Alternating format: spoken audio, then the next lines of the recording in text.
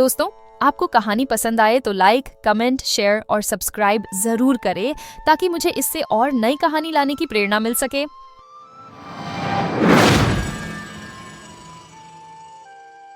सुनिए सुनिए भाइयों और बहनों, आज मैं आपको एक ऐसी अद्भुत कथा सुनाने जा रही हूँ जो पुरातन काल की है, जब धर्म और अधर्म का संघर्ष चरम पर था, जब मातृत्व की शक्ति और त्याग की महिमा अपने चरम पर थी।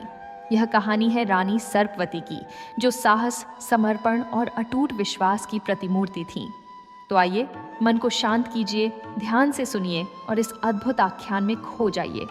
बहुत पुरानी बात है, जब इस धरती पर अनेक छोटे छोटे राज्य हुआ करते थे। उन्हीं राज्यों में से एक था मानिकपुर नाम का सुंदर और समृद्ध नगर।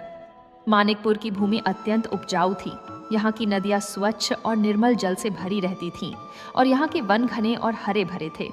मानिकपुर के चारों ओर ऊंची ऊंची पर्वत श्रृंखलाएं थीं, जो मानो प्रकृति ने इस नगर की रक्षा के लिए एक प्राकृतिक दुर्ग का निर्माण किया हो। नगर के बीचों बीच एक भव्य राजमहल था, जिसकी दीवारें सफेद संगमरमर से बनी थीं और जिसके शिखर सोने से मढ़े हुए थे। राजमहल के चारों ओर सुंदर बगीचे थे, जहां रंग बिरंगे फूल खिलते थे और मोर नृत्य करते थे। इस मानिकपुर के राजा थे महाराज वीर सिंह। वीर सिंह एक परम प्रतापी, न्यायप्रिय और प्रजा के हितैषी राजा थे। उनकी वीरता की कहानियां दूर दूर तक फैली हुई थीं। युद्ध के मैदान में उनका पराक्रम देखने लायक होता था, परंतु प्रजा के प्रति उनका व्यवहार अत्यंत कोमल और स्नेहपूर्ण था। वह सदैव यह सुनिश्चित करते थे कि उनकी प्रजा सुखी और संपन्न हो। उनके राज्य में न्याय की व्यवस्था इतनी सुदृढ़ थी कि कोई भी निर्बल व्यक्ति अन्याय का शिकार नहीं होता था। राजा वीर सिंह की प्रजा उन्हें अपना पिता समान मानती थी और उनके लिए प्राण तक न्यौछावर करने को तैयार रहती थी। राजा वीर सिंह की पत्नी थी रानी कुंदावती। रानी कुंदावती रूप, गुण और शील में अद्वितीय थी। उनका व्यक्तित्व इतना सौम्य और तेजस्वी था कि जो कोई भी उन्हें देखता मंत्रमुग्ध हो जाता। वह न केवल रूप से सुंदर थीं, बल्कि उनका हृदय भी अत्यंत कोमल और दयालु था। राजमहल में जो भी दासी दास काम करते थे, रानी उनसे अपनी संतान की भांति व्यवहार करती थीं। राज्य की गरीब और असहाय स्त्रियां जब भी संकट में होती, रानी कुंदावती उनकी सहायता के लिए तत्पर रहती थीं। उनकी दानशीलता और परोपकार की भावना के किस्से पूरे राज्य में प्रसिद्ध थे।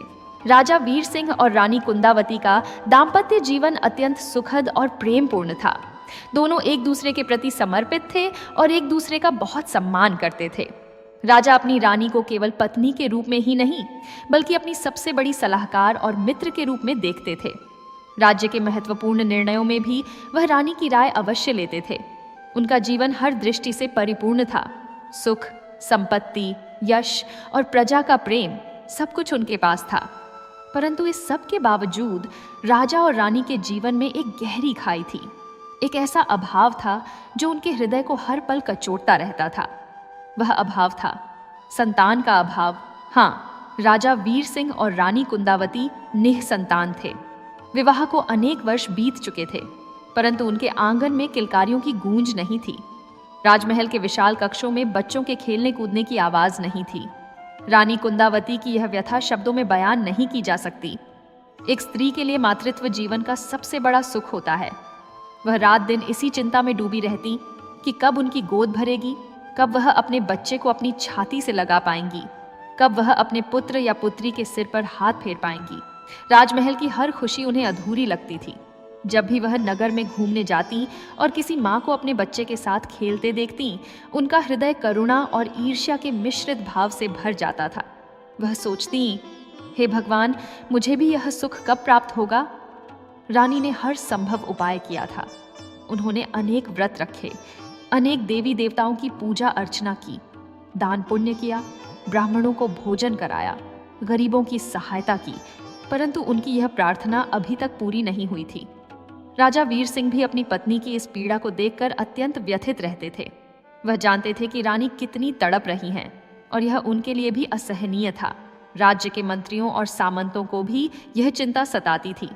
उन्हें भय था कि यदि राजा के कोई उत्तराधिकारी नहीं हुआ तो राज्य का भविष्य क्या होगा, राजगद्दी का उत्तराधिकारी कौन होगा, कहीं राज्य में अराजकता न फैल जाए। परंतु वे सब यह भी जानते थे कि यह विषय अत्यंत संवेदनशील है और राजा रानी को इससे अत्यधिक पीड़ा होती है, इसलिए वे इस बारे में खुलकर बात नहीं करते थे। रानी कुंदावती रात रात भर जागती रहती और आंसू बहाती रहती। वह सोचती, क्या मैंने अपने पूर्व जन्म में कोई ऐसा पाप किया है जिसके कारण मुझे यह दंड मिल रहा है? क्या मैं कभी माँ बनने के सुख का अनुभव नहीं कर पाऊंगी? उनका हृदय इतना भारी हो जाता था कि कभी कभी उन्हें लगता था कि वह इस बोझ को और नहीं सह पाएंगी। राजा वीर सिंह अपनी पत्नी को सांत्वना देने का प्रयास करते, परंतु वह स्वयं भी भीतर ही भीतर टूट रहे थे। उन्होंने भी हर संभव प्रयास किया था, परंतु सब व्यर्थ रहा था। अब केवल एक ही आशा शेष थी, किसी सिद्ध तपस्वी या महात्मा का आशीर्वाद प्राप्त करना, जो शायद उनकी इस व्यथा को समाप्त कर सके। और इसी आशा में रानी कुंदावती ने एक दिन एक महत्वपूर्ण निर्णय लिया। उन्होंने सुना था कि राज्य से कुछ दूर पर्वत की चोटी पर एक महान तपस्वी वर्षों से तपस्या में लीन है। कहा जाता था कि वह तपस्वी सिद्ध पुरुष हैं और उनकी कृपा से असंभव भी संभव हो सकता है। रानी ने निश्चय किया कि वह उन तपस्वी की शरण में जाएंगी और अपनी व्यथा उनके सामने रखेंगी। परंतु यह यात्रा कोई सरल यात्रा नहीं थी। पर्वत की चोटी दुर्गम थी, रास्ता कठिन था और खतरों से भरा हुआ था। लेकिन एक माँ बनने की तड़प इतनी प्रबल थी कि रानी कुंदावती ने हर खतरे को स्वीकार करने का निश्चय कर लिया। उन्होंने अपने मन में संकल्प लिया, चाहे जो हो जाए, मैं उन तपस्वी के दर्शन अवश्य करूंगी और उनसे आशीर्वाद प्राप्त करूंगी। इस प्रकार रानी कुंदावती के जीवन में एक नया मोड़ आने वाला था। उन्हें नहीं पता था कि इस यात्रा से उनके जीवन में क्या परिवर्तन आने वाला है, क्या चमत्कार होने वाला है और साथ ही कितने संकट भी उनकी राह में खड़े हैं। तो सुनिए आगे की कहानी, कैसे रानी कुंदावती पर्वत पर चढ़ती हैं, कैसे वह तपस्वी से मिलती हैं और कैसे उनके जीवन में एक अद्भुत चमत्कार होने वाला है। रानी कुंदावती ने जब यह निर्णय ले लिया कि वह पर्वत पर स्थित तपस्वी के दर्शन करने जाएंगी, तो उन्होंने यह बात राजा वीर सिंह को बताई। राजा पहले तो अत्यंत चिंतित हुए, क्योंकि वह जानते थे कि यह यात्रा कितनी कठिन और खतरनाक है।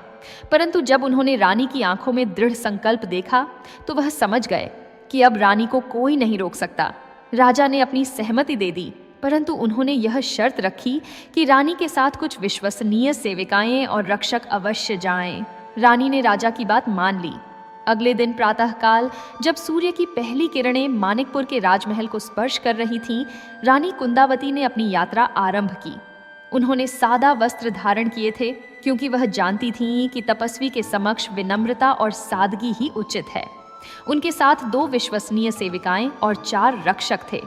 राजा वीर सिंह ने द्वार तक आकर रानी को विदा किया और उनकी सफलता के लिए मन ही मन प्रार्थना की।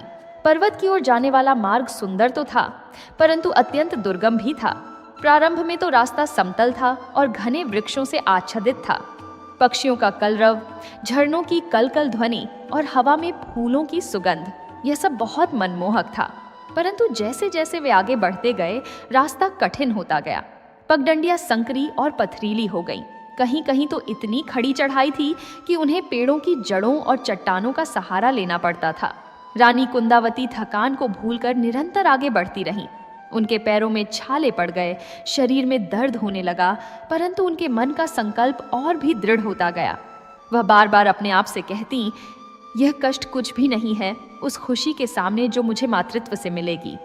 दोपहर का समय हो गया था और सूर्य अपनी पूरी तपिश के साथ चमक रहा था।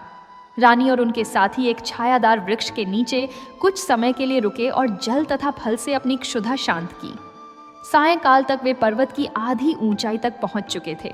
रात्रि एक गुफा में व्यतीत की और प्रातःकाल फिर से यात्रा आरंभ कर दी। दूसरे दिन की यात्रा और भी कठिन थी। हवा अब ठंडी और तेज हो गई थी और कहीं कहीं बर्फ के टुकड़े भी दिखाई देने लगे थे, परंतु रानी की दृढ़ता अटूट थी। अंततः दूसरे दिन दोपहर के समय वे पर्वत की उस चोटी पर पहुंच गईं जहां तपस्वी की कुटिया थी। पर्वत की चोटी एक समतल भूमि थी जहां कुछ वृक्ष और एक छोटा सा झरना था। वहीं एक साधारण सी कुटिया बनी हुई थी जो सूखी घास और लकड़ियों से निर्मित थी। कुटिया के सामने एक वृद्ध तपस्वी ध्यानमग्न बैठे थे। उनकी लंबी सफेद दाढ़ी थी, शरीर अत्यंत कृश था और उनके चेहरे पर एक दिव्य तेज था। यह थे तपस्वी भद्रदत्त, जो अनेक वर्षों से यहाँ तपस्या में लीन थे। रानी कुंदावती ने अपनी सेविकाओं और रक्षकों को पीछे रहने का संकेत किया और स्वयं धीरे धीरे तपस्वी के पास गईं। उन्होंने अत्यंत विनम्रता से तपस्वी के चरणों में प्रणाम किया। तपस्वी भद्रदत्त ने अपनी आंखें खोलीं और रानी को देखा। उनकी आंखों में अद्भुत शांति और ज्ञान था। उन्होंने धीरे से पूछा, पुत्री, तुम कौन हो और यहाँ इतनी कठिन यात्रा करके क्यों आई हो? रानी ने हाथ जोड़कर कहा, हे महात्मन, मैं मानिकपुर की रानी कुंदावती हूँ। मैं आपसे एक वरदान मांगने आई हूँ। मैं वर्षों से संतानहीन हूँ और इस पीड़ा ने मेरे जीवन को अधूरा कर दिया है। मैंने हर संभव उपाय किया है, परंतु सब व्यर्थ रहा। अब केवल आपका आशीर्वाद ही मेरा एकमात्र सहारा है। कृपया मुझे संतान का सुख प्रदान करें। तपस्वी भद्रदत्त ने कुछ क्षण रानी को ध्यान से देखा, मानो वह उनके हृदय को पढ़ रहे हों। फिर उन्होंने गंभीर स्वर में कहा, पुत्री, तुम्हारी पीड़ा मैं समझता हूँ, परंतु यह जान लो कि हर वरदान के साथ कुछ शर्तें भी जुड़ी होती हैं। क्या तुम उन शर्तों को स्वीकार करने के लिए तैयार हो? रानी ने बिना कोई संकोच किए कहा, हे गुरुदेव, मैं किसी भी शर्त को स्वीकार करने के लिए तैयार हूँ। बस मुझे मातृत्व का सुख दे दीजिए। तपस्वी ने हल्की सी मुस्कान के साथ कहा, ठीक है पुत्री, परंतु तुम्हें एक परीक्षा से गुजरना होगा। यहाँ एक हांडी है। इस हांडी में मैं एक विशेष द्रव्य डालूंगा। तुम्हें इस हांडी को तब तक उबालना होगा जब तक कि इसमें से एक दिव्य सुगंध न आने लगे। यदि तुमने धैर्य रखा और यह कार्य सफलतापूर्वक पूर्ण किया तो तुम्हारी मनोकामना अवश्य पूर्ण होगी। रानी ने सहर्ष स्वीकार किया। तपस्वी भद्रदत्त ने एक मिट्टी की हांडी ली और उसमें कुछ जड़ी बूटियां, पत्तियां और अन्य दिव्य द्रव्य डाले। फिर उन्होंने रानी को आग जलाने के लिए कहा। रानी ने लकड़ियां एकत्र की और आग जलाई। हांडी को आग पर रख दिया गया। घंटों बीत गए। रानी धैर्यपूर्वक हांडी के पास बैठी रही और उसे उबलते हुए देखती रही। सूर्य पश्चिम में ढलने लगा और शीतल हवाएं बहने लगीं, परंतु हांडी से अभी तक वह दिव्य सुगंध नहीं आई थी जिसकी बात तपस्वी ने की थी। रानी ने धैर्य नहीं खोया और निरंतर प्रतीक्षा करती रही। सायंकाल के समय जब आकाश लाल और नारंगी रंगों से सज गया, तभी अचानक हांडी से एक अद्भुत सुगंध उठने लगी। यह सुगंध इतनी मधुर और दिव्य थी कि रानी का हृदय प्रसन्नता से भर गया। तपस्वी भद्रदत्त ने आंखें खोलीं और मुस्कुराते हुए कहा, साधुवाद पुत्री, तुमने परीक्षा में सफलता प्राप्त की। परंतु उसी क्षण एक अद्भुत घटना घटी। आकाश में बादल गरजने लगे और अचानक एक दिव्य प्रकाश प्रकट हुआ। उस प्रकाश से एक विशाल सर्प प्रकट हुआ जिसके मस्तक पर रत्न जड़ित मुकुट था। यह कोई साधारण सर्प नहीं था, यह थे स्वयं नागराज, सर्पों के राजा। नागराज ने मानवी वाणी में कहा, हे रानी कुंदावती, मैं तुम्हारी भक्ति और धैर्य से प्रसन्न हूँ। मैं तुम्हें वरदान देता हूँ कि तुम्हें संतान की प्राप्ति होगी, परंतु ध्यान रखना, यह वरदान कुछ शर्तों के साथ आता है। रानी ने अत्यंत विनम्रता से हाथ जोड़कर पूछा, हे नागराज, आपकी शर्तें क्या हैं? मैं उन्हें अवश्य पूर्ण करूंगी। नागराज ने गंभीर स्वर में कहा, सुनो, तुम्हें 7 पुत्रियां प्राप्त होंगी, सभी एक साथ। वे सब स्वस्थ और सुंदर होंगी, परंतु जब वे 12 वर्ष की हो जाएंगी, तुम्हें उनमें से एक को मुझे समर्पित करना होगा। यह नियम है और व्यर्थ इसे तोड़ा नहीं जा सकता। यदि तुमने ऐसा नहीं किया तो मैं स्वयं आकर तुम्हारे प्राण ले लूंगा। यह सुनकर रानी का हृदय कांप गया। संतान प्राप्ति की खुशी तो थी, परंतु उसके साथ ही यह भयावह शर्त भी थी। परंतु मातृत्व की चाह इतनी प्रबल थी कि रानी ने क्षण भर सोचकर कहा, मैं आपकी शर्त स्वीकार करती हूँ, हे नागराज। नागराज ने संतुष्टि से सिर हिलाया और कहा, तथास्तु, अब तुम वापस अपने राजमहल जाओ। मैं तुम्हें एक विधि बताता हूँ। नाग पंचमी के दिन तुम 7 आमों का रस निकालकर उसमें दूध और शहद मिलाकर पीना। इसके पश्चात तुम्हारी मनोकामना पूर्ण होगी, परंतु याद रखना, 12 वर्ष बाद मैं लौटूंगा। इतना कहकर नागराज पुनः उसी दिव्य प्रकाश में विलीन हो गए। तपस्वी भद्रदत्त ने रानी को आशीर्वाद दिया और कहा, जाओ पुत्री, तुम्हारी मनोकामना पूर्ण होगी, परंतु सावधान रहना और नागराज की शर्त को कभी मत भूलना। रानी कुंदावती ने तपस्वी के चरण छुए और हृदय में मिश्रित भावनाओं के साथ वापसी की यात्रा आरंभ की। एक ओर जहां उनका मन प्रसन्नता से भरा था, वहीं दूसरी ओर नागराज की शर्त का भय भी उनके मन में घर कर गया था। रानी कुंदावती जब पर्वत से वापस मानिकपुर लौटी तो राजा वीर सिंह और पूरा राजमहल उनकी प्रतीक्षा में व्याकुल था। राजा ने जब रानी को स्वस्थ और सकुशल देखा तो उनके प्राण में प्राण आए। उन्होंने तुरंत रानी से पूछा, देवी, क्या तपस्वी के दर्शन हुए? क्या उन्होंने कोई आशीर्वाद दिया? रानी कुंदावती ने राजा को सारी घटना विस्तार से सुनाई। कैसे उन्होंने कठिन यात्रा की, कैसे तपस्वी भद्रदत्त ने उन्हें परीक्षा दी, और कैसे नागराज स्वयं प्रकट हुए और उन्हें वरदान दिया। जब रानी ने नागराज की शर्त के बारे में बताया तो राजा का चेहरा गंभीर हो गया। वह समझ गए कि यह वरदान खुशी के साथ साथ एक बड़ा भय भी लेकर आया है। राजा ने कुछ क्षण सोचा और फिर बोले, देवी, नागराज का वरदान अवश्य महान है, परंतु उनकी शर्त भी उतनी ही कठिन है। 12 वर्ष तो बहुत लंबा समय है और उस समय हमें अपनी एक पुत्री को नागराज को समर्पित करना होगा। यह सोचकर ही हृदय कांप जाता है, परंतु अभी तो हमें खुशी मनानी चाहिए कि हमें संतान प्राप्ति का आशीर्वाद मिला है। 12 वर्ष बाद की चिंता हम 12 वर्ष बाद करेंगे। रानी ने भी सहमति में सिर हिलाया। उन्होंने निश्चय किया कि वह अब भी केवल आने वाली खुशी के बारे में सोचेंगी और भविष्य की चिंता को दूर रखेंगी। दिन बीतते गए और नागपंचमी का पर्व निकट आता गया। नागपंचमी श्रावण मास की शुक्ल पक्ष की पंचमी को मनाई जाती है, जब नागों की पूजा की जाती है। यह दिन रानी कुंदावती के लिए अत्यंत महत्वपूर्ण था, क्योंकि नागराज ने उन्हें इसी दिन विधि करने का आदेश दिया था। नागपंचमी से एक दिन पूर्व रानी ने सारी तैयारियां आरंभ कर दी। उन्होंने राजमहल के बाग से 7 सर्वोत्तम आमों का चयन किया। ये आम पके हुए, मीठे और सुगंधित थे। रानी ने स्वयं इन आमों को धोया और अत्यंत सावधानी से उनका छिलका उतारा। फिर उन्होंने आमों का गूदा निकाला और उसे एक चांदी के पात्र में रखा। इसके पश्चात उन्होंने इस गूदे को बारीक कपड़े से छानकर शुद्ध रस निकाला। नागपंचमी के दिन प्रातःकाल रानी कुंदावती ने स्नान किया और शुद्ध वस्त्र धारण किए। उन्होंने अपने कक्ष में एक छोटा सा मंदिर सजाया, जहां नागदेव की मूर्ति स्थापित की। फूलों से मंदिर को सजाया गया और धूप दीप जलाए गए। रानी ने अत्यंत भक्ति भाव से नागराज की पूजा की और उनसे प्रार्थना की कि उनकी मनोकामना पूर्ण हो। पूजा के पश्चात रानी ने वह पात्र लिया जिसमें 7 आमों का रस था। उन्होंने उसमें गाय का शुद्ध दूध और मधुमक्खियों का ताज़ा शहद मिलाया। रस, दूध और शहद का यह मिश्रण एक दिव्य अमृत की भांति प्रतीत हो रहा था। रानी ने गहरी श्वास ली, नागराज का स्मरण किया और फिर धीरे धीरे उस पूरे मिश्रण को पी गई।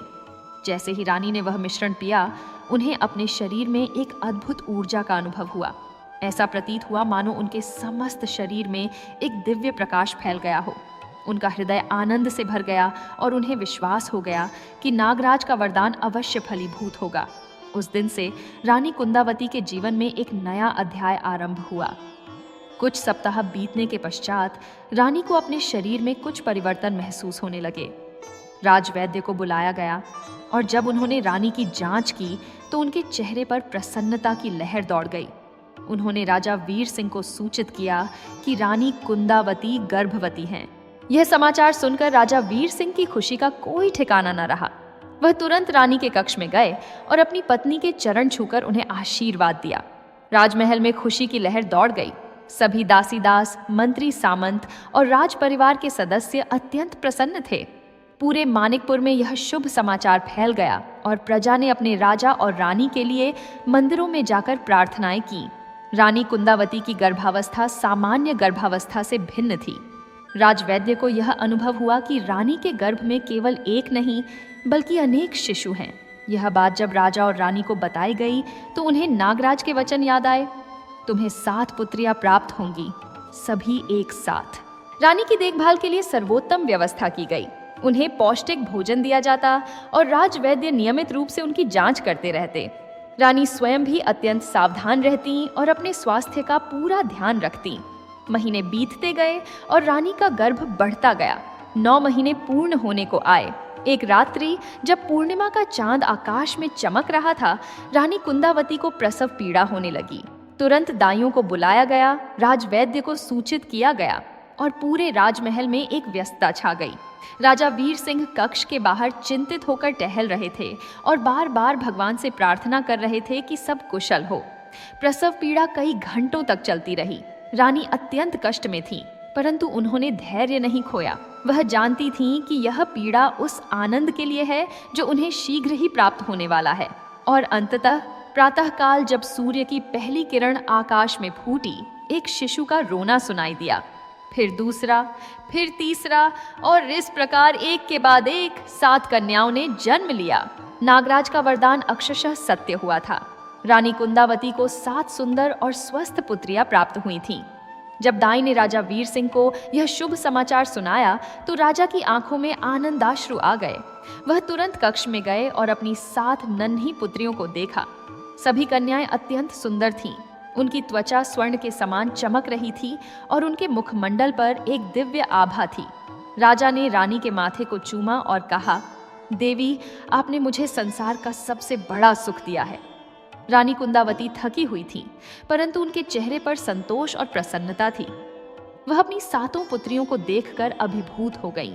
उन्होंने प्रत्येक कन्या को अपनी छाती से लगाया और उन्हें असीम स्नेह दिया। यह वह क्षण था जिसका उन्होंने वर्षों तक इंतजार किया था। पूरे राज्य में उत्सव मनाया गया। राजा ने प्रजा को भोजन और वस्त्र दान दिए, गरीबों को स्वर्ण मुद्राएं वितरित की और मंदिरों में विशेष पूजा कराई। संगीतकारों ने मधुर धुनें बजाईं, नर्तकियों ने नृत्य किया और पूरा मानिकपुर आनंद से झूम उठा। जब कन्याएं कुछ बड़ी हुईं तो उनका नामकरण संस्कार किया गया। सबसे बड़ी कन्या का नाम रखा गया सर्पवती, क्योंकि वह नागराज के वरदान से जन्मी थी। दूसरी का नाम कमलवती, तीसरी का पद्मवती, चौथी का मीनावती, 5वीं का रत्नवती, छठी का मोतीवती और 7वीं सबसे छोटी का नाम मुक्तावती रखा गया।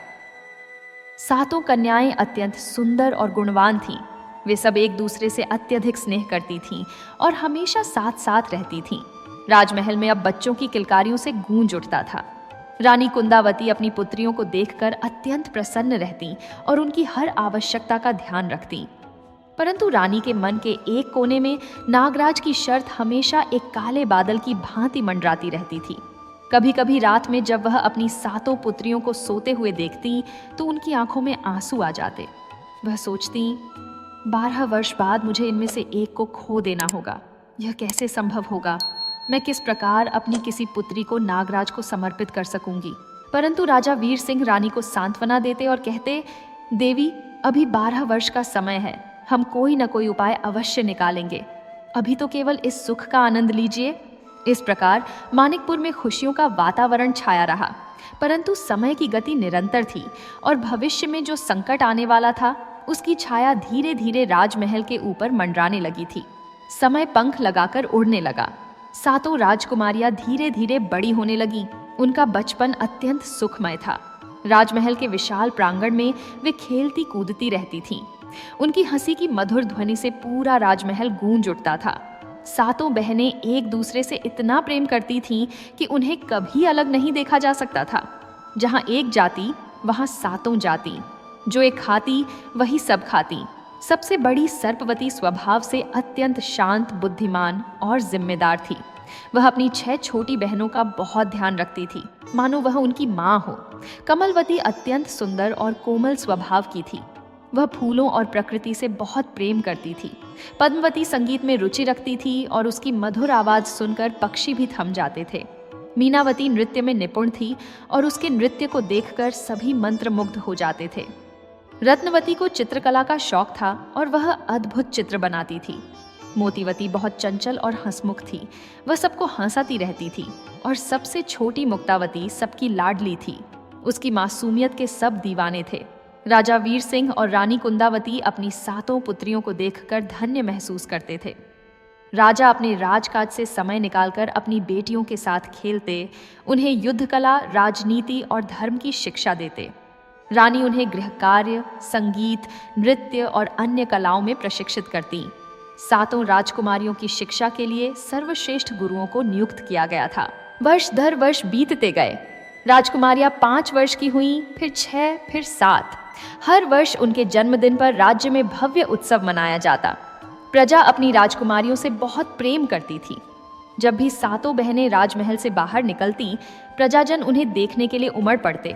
उनकी सुंदरता, उनके गुण और उनके व्यवहार के किस्से दूर दूर तक फैले हुए थे। परंतु जैसे जैसे समय बीतता गया, रानी कुंदावती के मन में एक भय बढ़ता गया। वह भय था नागराज की शर्त का। जब राजकुमारियां 10 वर्ष की हुईं, तो रानी को यह अनुभव होने लगा कि अब केवल 2 वर्ष ही शेष हैं। 12 वर्ष पूरे होते ही नागपंचमी के दिन नागराज आएंगे और अपना वचन पूरा करने की मांग करेंगे। रानी रात रात भर जागती रहती। उन्हें नींद नहीं आती थी। वह अपनी 7 पुत्रियों को सोते हुए देखती और सोचती, इनमें से किसे मैं नागराज को समर्पित करूंगी। सर्पवती को? नहीं, वह सबसे बड़ी है, सबकी रक्षक है। कमलवती को? नहीं, वह इतनी कोमल है। पद्मवती, मीनावती, रत्नवती, मोतीवती या मुक्तावती? नहीं नहीं, मैं किसी को भी नहीं दे सकती, ये सब मेरी जान है। रानी की यह व्यथा देखकर राजा वीर सिंह भी अत्यंत चिंतित रहते थे। वह अपनी पत्नी को सांत्वना देने का प्रयास करते, परंतु स्वयं भी भीतर ही भीतर टूट रहे थे। वह सोचते, मैं एक प्रतापी राजा हूं, परंतु इस समस्या का कोई समाधान नहीं निकाल पा रहा हूं। क्या मैं अपनी पुत्रियों की रक्षा नहीं कर सकता? जब राजकुमारियां 11 वर्ष की हो गईं, तो स्थिति और भी गंभीर हो गई। अब केवल 1 वर्ष ही शेष था। रानी का स्वास्थ्य बिगड़ने लगा। वह भोजन ठीक से नहीं कर पाती, रात को सो नहीं पाती और हमेशा चिंतित रहती। राजकुमारियों ने अपनी माँ में यह परिवर्तन देखा और वे भी चिंतित हो गईं। सर्पवती ने एक दिन अपनी माँ से पूछा, माँ, आप इतनी चिंतित क्यों रहती हैं? क्या कोई समस्या है? हमें बताइए। परंतु रानी ने अपनी पुत्रियों को सच्चाई नहीं बताई। वह कैसे बता सकती थीं कि 1 वर्ष बाद उन्हें अपनी एक पुत्री को खो देना होगा? उन्होंने मुस्कुराते हुए कहा, नहीं बेटी, कोई समस्या नहीं है, बस थोड़ा अस्वस्थ महसूस कर रही हूं। परंतु सर्पवती बुद्धिमान थी। उसे लगा कि कुछ तो अवश्य है जो उसकी माँ छुपा रही हैं। परंतु उसने आगे कुछ नहीं पूछा और चुपचाप अपनी माँ की देखभाल करने लगी। समय की गति निरंतर थी और वह किसी के लिए नहीं रुकती। राजकुमारियों का 12वां जन्मदिन निकट आता गया। इस बार का जन्मदिन पहले के जन्मदिनों से बिल्कुल भिन्न था। राजा ने भव्य आयोजन करने की योजना बनाई, परंतु रानी के मन में कोई उत्साह नहीं था। वह जानती थी कि यह उत्सव उनकी अंतिम खुशी हो सकती है। जन्मदिन का दिन आया। राजमहल को फूलों से सजाया गया, संगीतकार बुलाए गए और राज्य भर से लोग उत्सव में भाग लेने आए। 7 राजकुमारियों ने सुंदर वस्त्र और आभूषण पहने। वे अत्यंत सुंदर लग रही थीं। उत्सव में नृत्य, संगीत और भोजन की व्यवस्था थी, परंतु रानी कुंदावती का हृदय भारी था। वह मुस्कुराने का प्रयास कर रही थीं, परंतु उनकी आंखों में आंसू थे। राजा वीर सिंह भी अपनी पीड़ा छुपाने का प्रयास कर रहे थे। उत्सव संपन्न हुआ और राजकुमारियां अब 12 वर्ष की हो चुकी थीं। और अब आ गया वह भयावह समय, नागपंचमी का दिन। यह वही दिन था जब 12 वर्ष पूर्व रानी ने नागराज के बताए अनुष्ठान का पालन किया था। और यह वही दिन था जब नागराज ने कहा था कि वह लौटेंगे और अपने वचन को पूरा करने की मांग करेंगे। नागपंचमी से 1 रात पहले रानी कुंदावती को नींद नहीं आई। वह अपने कक्ष में बैठी रही और बार बार अपनी पुत्रियों के कक्ष में जाकर उन्हें सोते हुए देखती रही। उनका हृदय फटा जा रहा था। वह सोच रही थी, कल क्या होगा? नागराज आएंगे और अपनी एक पुत्री की मांग करेंगे। मैं क्या करूंगी? राजा वीर सिंह ने रानी को इस हालत में देखा तो उनका भी हृदय द्रवित हो गया। उन्होंने रानी को अपनी बाहों में लिया और कहा, देवी, मैं आपको वचन देता हूँ कि मैं अपनी किसी भी पुत्री को नागराज को नहीं दूंगा। मैं उनसे लड़ूंगा अपनी पूरी सेना के साथ। मैं अपनी पुत्रियों की रक्षा करूंगा, चाहे मुझे अपने प्राण ही क्यों न गंवाने पड़े। रानी ने कहा, परंतु महाराज, नागराज साधारण नहीं है, वह दिव्य शक्तियों से संपन्न हैं। यदि हमने अपना वचन तोड़ा तो वह हमारे प्राण ले लेंगे। राजा ने दृढ़ता से कहा, तो ले लें, परंतु मैं अपनी पुत्रियों को नहीं दूंगा। उस रात राजा ने अपने विश्वस्त मंत्रियों को बुलाया और इस संकट के बारे में चर्चा की। यह पहली बार था जब राजा ने किसी को नागराज की शर्त के बारे में बताया था। मंत्रियों ने यह सुनकर अत्यंत चिंतित हो गए। उन्होंने विचार विमर्श किया और अंततः एक योजना बनाई। सबसे वृद्ध मंत्री ने कहा, महाराज, हमें रानी की रक्षा करनी होगी। यदि नागराज आएं और रानी उन्हें कोई भी राजकुमारी देने से मना करें तो वह रानी के प्राण ले लेंगे। इसलिए हमें रानी को ऐसे स्थान पर छुपाना होगा जहां नागराज उन्हें न पा सकें। दूसरे मंत्री ने सुझाव दिया, हम रानी को एक सोने की पेटी में बंद करके नदी में प्रवाहित कर सकते हैं। इस प्रकार नागराज उन्हें नहीं पा सकेंगे। राजा को यह विचार पसंद नहीं आया, परंतु उनके पास कोई अन्य विकल्प नहीं था। उन्होंने भारी मन से इस योजना को स्वीकार कर लिया। नागपंचमी का दिन आ गया। प्रातःकाल से ही आकाश में काले बादल छा गए, मानो प्रकृति भी इस आने वाले संकट को महसूस कर रही हो। राजमहल में एक भयावह सन्नाटा छा गया। सभी जानते थे कि आज कुछ भयानक होने वाला है। और तब दोपहर के समय अचानक आकाश में बिजली चमकी, बादल गरजे और एक दिव्य प्रकाश प्रकट हुआ।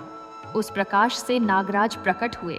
उनका विशाल रूप, उनके मस्तक पर रत्न जड़ित मुकुट और उनकी आंखों में क्रोध की चमक। सब कुछ भयावह था। नागराज ने गर्जना की, राजा वीर सिंह, रानी कुंदावती, मैं अपने वचन को पूरा करने आया हूं। 12 वर्ष पूर्ण हो चुके हैं। अब मुझे वह दो जो तुमने वचन दिया था, तुम्हारी एक पुत्री। पूरा राजमहल भय से कांप उठा। राजकुमारियां भयभीत होकर एक दूसरे से लिपट गईं। और रानी कुंदावती, वह कहाँ थीं? उन्हें तो पहले ही सोने की पेटी में बंद करके नदी में प्रवाहित कर दिया गया था। नागराज का क्रोध और भी बढ़ गया जब उन्होंने देखा कि रानी उपस्थित नहीं है। उन्हें छल का अनुभव हुआ। आने वाला तूफान अब और भी भयंकर होने वाला था। नागपंचमी की उस भयावह सुबह, जब सूर्य की किरणें अभी धरती को छू भी नहीं पाई थीं, राजमहल में गहन मंत्रणा चल रही थी। राजा वीर सिंह के कक्ष में सभी प्रमुख मंत्री एकत्रित हुए थे। उनके चेहरों पर चिंता की गहरी रेखाएं थीं और वातावरण इतना गंभीर था कि वहां उपस्थित प्रत्येक व्यक्ति की सांसें भी सुनाई दे रही थीं। सबसे वृद्ध मंत्री धर्मदास ने कहा, महाराज, समय अत्यंत कम है। नागराज आज किसी भी क्षण प्रकट हो सकते हैं। हमें तत्काल कोई निर्णय लेना होगा। यदि हमने रानी को उनसे बचाने का प्रयास नहीं किया तो वह रानी के प्राण ले लेंगे। दूसरे मंत्री विक्रमदास ने कहा, महाराज, मैंने पुराने ग्रंथों में पढ़ा है कि नागराज जल से अत्यंत भय खाते हैं। यदि हम रानी को किसी ऐसे स्थान पर छुपा दें जो जल से घिरा हो तो संभवतः नागराज उन तक नहीं पहुंच पाएंगे। तीसरे मंत्री सुमंत ने एक योजना प्रस्तुत की। महाराज, राजकोष में एक विशाल सोने की पेटी है जो अत्यंत मजबूत है और जिसमें वायु के लिए छोटे छोटे छिद्र हैं। यदि हम रानी को उस पेटी में बंद करके नदी में प्रवाहित कर दें तो वह पेटी बहती हुई दूर चली जाएगी। नागराज को रानी नहीं मिलेंगी और जब उनका क्रोध शांत हो जाएगा तब हम रानी को खोज कर वापस ले आएंगे। राजा वीर सिंह का हृदय इस योजना को सुनकर बहुत दुखी हुआ। अपनी प्रिय पत्नी को एक पेटी में बंद करके नदी में प्रवाहित करना, यह कितना कठोर और क्रूर प्रतीत होता था। परंतु क्या कोई अन्य उपाय था? यदि रानी यहाँ रहीं और नागराज को कोई राजकुमारी नहीं दी गई तो नागराज रानी के प्राण अवश्य ले लेंगे। राजा ने गहरी सांस ली और कहा, यदि यही एकमात्र उपाय है तो ऐसा ही सही, परंतु यह सुनिश्चित करो कि पेटी अत्यंत सुरक्षित हो, उसमें पर्याप्त वायु हो और रानी को कोई कष्ट न हो। और हाँ, तुरंत ही लोगों को नदी के किनारे किनारे भेजो जो पेटी को खोजें और रानी को सुरक्षित वापस लाएं। मंत्रियों ने राजा की आज्ञा का पालन करने के लिए सिर झुकाया। अब सबसे कठिन कार्य था रानी कुंदावती को यह बात बताना और उन्हें इस योजना के लिए तैयार करना। राजा स्वयं रानी के कक्ष में गए। रानी उस समय अपनी 7 पुत्रियों के साथ बैठी थीं और उन्हें कहानियां सुना रही थीं। राजकुमारियों की हंसी सुनकर राजा का हृदय और भी भारी हो गया। वह सोच रहे थे कि कहीं यह अंतिम बार तो नहीं जब रानी अपनी पुत्रियों के साथ इस प्रकार बैठी हैं। राजा ने रानी को संकेत दिया और वह समझ गईं। उन्होंने राजकुमारियों को उनकी दासियों के साथ भेज दिया और राजा के पास आ गईं। राजा ने अत्यंत कोमल स्वर में रानी को संपूर्ण योजना बताई। रानी कुंदावती ने यह सुनकर पहले तो विश्वास नहीं किया। उन्होंने कहा, क्या मुझे एक पेटी में बंद करके नदी में प्रवाहित करना? यह कैसी योजना है? राजा ने रानी के हाथ पकड़े और कहा, देवी, मैं जानता हूं यह अत्यंत कठोर प्रतीत होता है, परंतु यह एकमात्र उपाय है आपके प्राण बचाने का। यदि नागराज आए और आपको यहाँ पाया तो वह आपसे हमारी एक पुत्री की मांग करेंगे और यदि आपने देने से मना किया तो वह आपके प्राण ले लेंगे। मैं यह नहीं होने दे सकता। आप मेरे लिए सब कुछ हैं। रानी की आंखों में आंसू आ गए। वह समझ गई थी कि राजा सही कह रहे हैं। उन्होंने कहा, और मेरी पुत्रियां, उन्हें कौन संभालेगा? राजा ने कहा, मैं हूं ना, मैं उनकी पूरी देखभाल करूंगा और आप शीघ्र ही वापस आ जाएंगी। यह केवल कुछ दिनों की बात है। रानी ने अंततः स्वीकार कर लिया। उन्हें अपनी पुत्रियों से मिलने की अनुमति मांगी। राजा ने सहमति दे दी, परंतु कहा कि रानी को पुत्रियों को सच्चाई नहीं बतानी है, अन्यथा वे अत्यंत व्यथित हो जाएंगी। रानी अपने 7 पुत्रियों के पास गईं।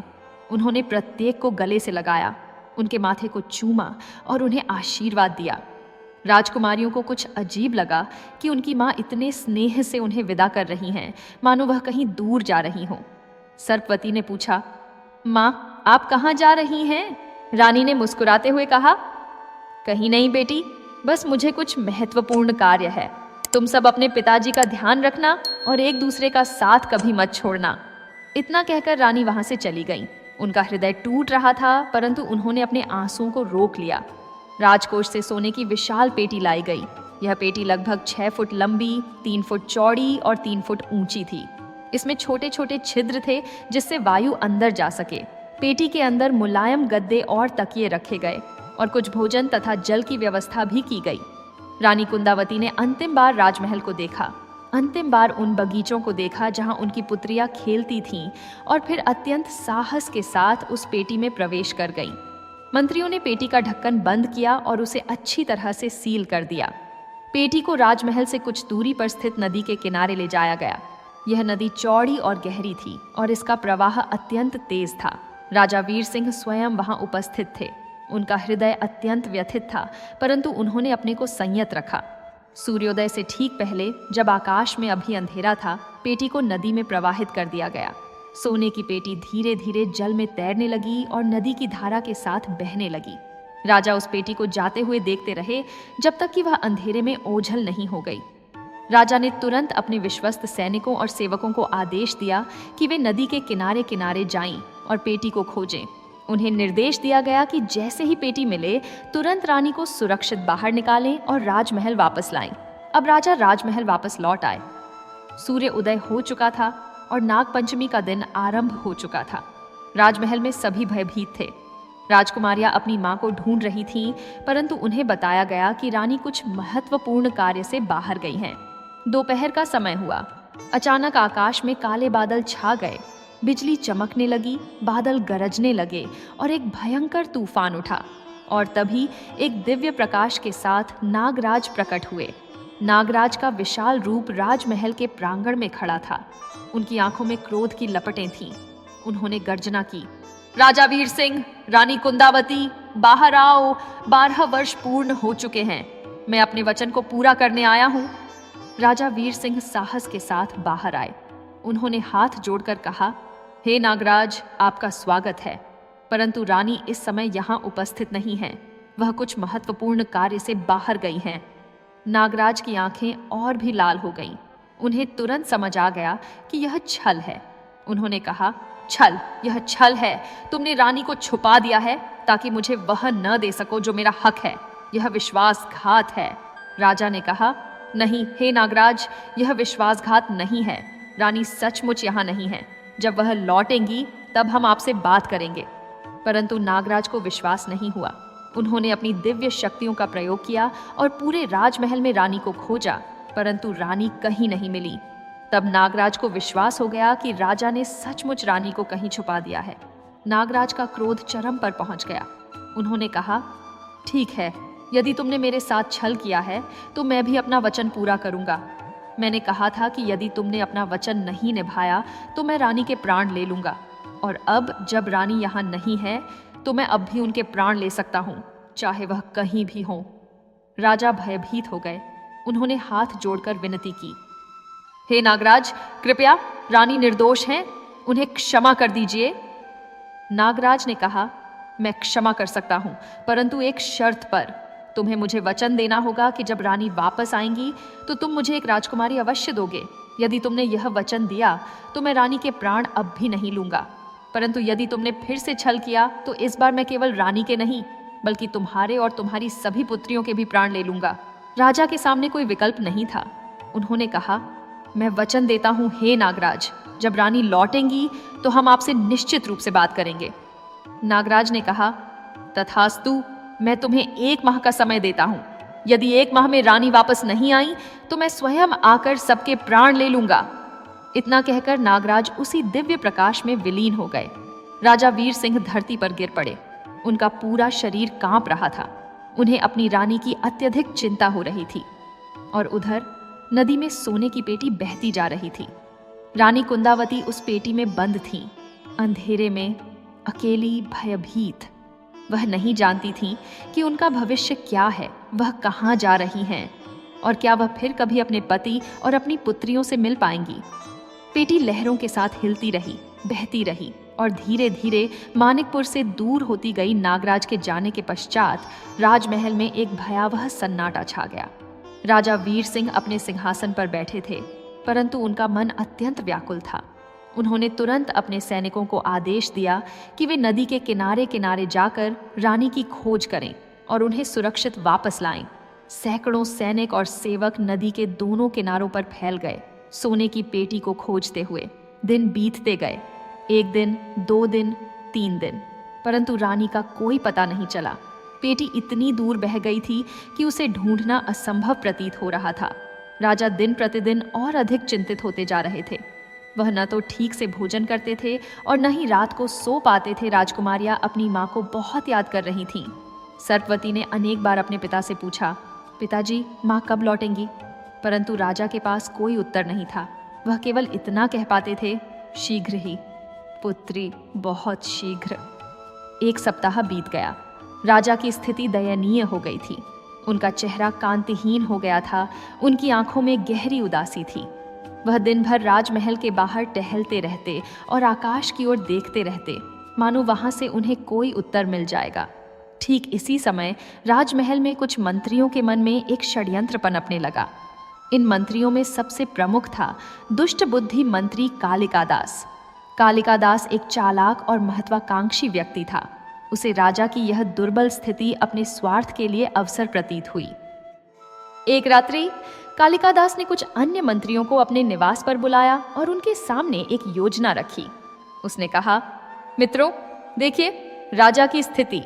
वह इतने व्याकुल हैं कि अब राजकाज पर ध्यान नहीं दे पा रहे। रानी का कोई पता नहीं है और संभावना है कि वह फिर कभी नहीं लौटेंगी। ऐसे में क्यों न हम राजा का पुनर्विवाह करवा दें। एक नई रानी आएगी, राजा का मन भी लग जाएगा और राज्य का संचालन भी ठीक से होने लगेगा।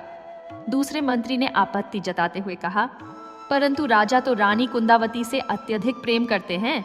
वह कभी दूसरा विवाह करने के लिए राजी नहीं होंगे।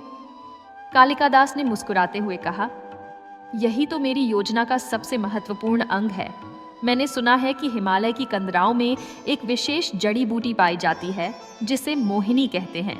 यदि इस जड़ी बूटी का धुआं किसी व्यक्ति को सुंघाया जाए तो वह व्यक्ति मोह में पड़ जाता है और उसकी बुद्धि भ्रमित हो जाती है।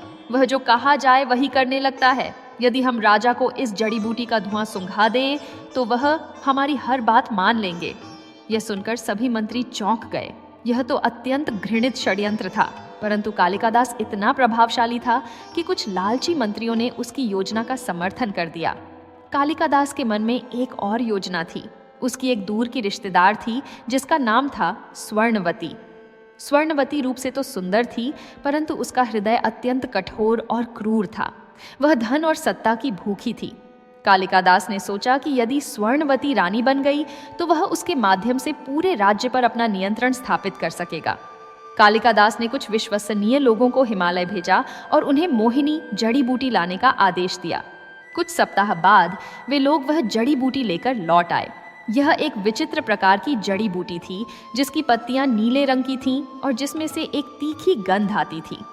अब कालिका दास ने अपनी योजना को कार्यान्वित करने का निर्णय लिया। एक रात्रि जब राजा अपने कक्ष में विश्राम कर रहे थे, कालिका दास ने उस जड़ी बूटी को धीमी आंच पर जलाया। एक हल्का धुआं उठने लगा जो कक्ष में फैल गया। राजा को इस धुएं की गंध आई और धीरे धीरे उनकी बुद्धि भ्रमित होने लगी। अगले दिन प्रातःकाल जब राजा जागे तो उन्हें कुछ अजीब महसूस हुआ। उनका मन भारी था और उन्हें स्पष्ट रूप से सोचने में कठिनाई हो रही थी। कालिका दास ने इसी अवसर का लाभ उठाया। वह राजा के पास गया और अत्यंत विनम्रता से बोला, महाराज, मैं आपकी चिंता देख रहा हूँ।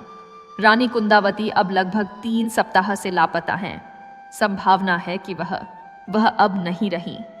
यह कहते समय कालिका दास ने नकली आंसू बहाए। राजा का हृदय दुख से भर गया, परंतु उनकी बुद्धि इतनी भ्रमित थी कि वह ठीक से सोच नहीं पा रहे थे। कालिका दास ने आगे कहा, महाराज, आपको अपने और राज्य के भविष्य के बारे में सोचना होगा। राजकुमारियों को एक माँ की आवश्यकता है और राज्य को एक रानी की आवश्यकता है। मेरा सुझाव है कि आप पुनर्विवाह कर लें। सामान्य परिस्थितियों में राजा वीर सिंह ने इस सुझाव को तुरंत ठुकरा दिया होता, परंतु मोहिनी जड़ी बूटी के प्रभाव में उनकी सोचने की क्षमता क्षीण हो गई थी। उन्होंने धीरे से सिर हिलाया, मानो वह विचार कर रहे हों। कालिका दास ने अवसर का लाभ उठाते हुए कहा, महाराज, मैं एक उपयुक्त कन्या जानता हूँ। उसका नाम स्वर्णवती है। वह अत्यंत रूपवान, गुणवान और सुशील है। वह राजकुमारियों की अच्छी देखभाल करेगी। राजा ने मोहिनी के प्रभाव में बिना अधिक सोचे समझे हाँ कह दी। कालिका दास अत्यंत प्रसन्न हुआ। उसकी योजना सफल हो गई थी। अगले ही दिन स्वर्णवती को राजमहल में लाया गया। वह सचमुच रूप से अत्यंत सुंदर थी। उसके लंबे काले बाल, बड़ी बड़ी आंखें और गोरी त्वचा, सब कुछ मोहक था। परंतु उसकी आंखों में एक अजीब सी चमक थी जो उसके क्रूर हृदय को दर्शाती थी। राजमहल में शीघ्रता से विवाह की तैयारियां आरंभ हो गईं। कुछ मंत्री जो इस षड्यंत्र के बारे में नहीं जानते थे, अत्यंत चकित थे। उन्होंने सोचा कि राजा का मन कैसे इतनी जल्दी बदल गया, परंतु राजा के आदेश को कोई टाल नहीं सकता था। कुछ ही दिनों में राजा वीर सिंह और स्वर्णवती का विवाह संपन्न हो गया। यह विवाह अत्यंत साधारण था, क्योंकि राजा की स्थिति को देखते हुए कोई भव्य आयोजन नहीं किया गया। परंतु विवाह हो गया और स्वर्णवती अब मानिकपुर की नई रानी बन गई। जब राजकुमारियों को यह समाचार मिला तो वे अत्यंत हैरान और दुखी हुईं। सर्पवती ने अपने पिता से पूछा, पिताजी, यह क्या है? आपने दूसरा विवाह कैसे कर लिया? हमारी माँ का क्या हुआ? राजा, जो अभी भी मोहिनी के प्रभाव में थे, ने केवल इतना कहा, पुत्री, तुम्हारी माँ अब नहीं रही। स्वर्णवती अब तुम्हारी नई माँ है। उनका सम्मान करना। राजकुमारियां स्वर्णवती से मिली। प्रथम दृष्टि में स्वर्णवती ने उनके साथ अत्यंत कोमलता से व्यवहार किया। उसने मुस्कुराते हुए कहा, मेरी प्यारी बेटियों, मैं तुम्हारी माँ बनने आई हूँ। मैं तुम्हारा पूरा ध्यान रखूंगी। परंतु राजकुमारियां, विशेषकर सर्पवती को कुछ अजीब लगा। स्वर्णवती की मुस्कान में कोई ईमानदारी नहीं थी। उसकी आंखों में जो चमक थी वह प्रेम की नहीं बल्कि कुछ और ही थी। परंतु वे कुछ कह नहीं सकीं, क्योंकि उनके पिता ने उन्हें स्वर्णवती का सम्मान करने का आदेश दिया था। स्वर्णवती राजमहल में रानी बन गई। धीरे धीरे उसने राजमहल की व्यवस्था पर अपना नियंत्रण स्थापित करना आरंभ कर दिया। उसने पुरानी दासियों को हटाया और अपनी विश्वस्त दासियों को नियुक्त किया। उसने राजमहल के साज सज्जा में परिवर्तन किए। सब कुछ बदलने लगा। और सबसे महत्वपूर्ण बात, कालिका दास ने राजा को नियमित रूप से मोहिनी जड़ी बूटी का धुआं सुंघाना जारी रखा। इससे राजा की बुद्धि लगातार भ्रमित रहती थी। वह जो भी कालिका दास या स्वर्णवती कहते वही करते। धीरे धीरे राजा वीर सिंह, जो कभी इतने प्रतापी और बुद्धिमान थे, एक कठपुतली बन गए। राजमहल में अब एक नई रानी का शासन था, और यह रानी स्वर्णवती कोई साधारण रानी नहीं थी। उसके मन में राजकुमारियों के प्रति कोई प्रेम नहीं था। वह केवल सत्ता और धन की भूखी थी। और अब राजकुमारियों के जीवन में एक भयंकर संकट आने वाला था।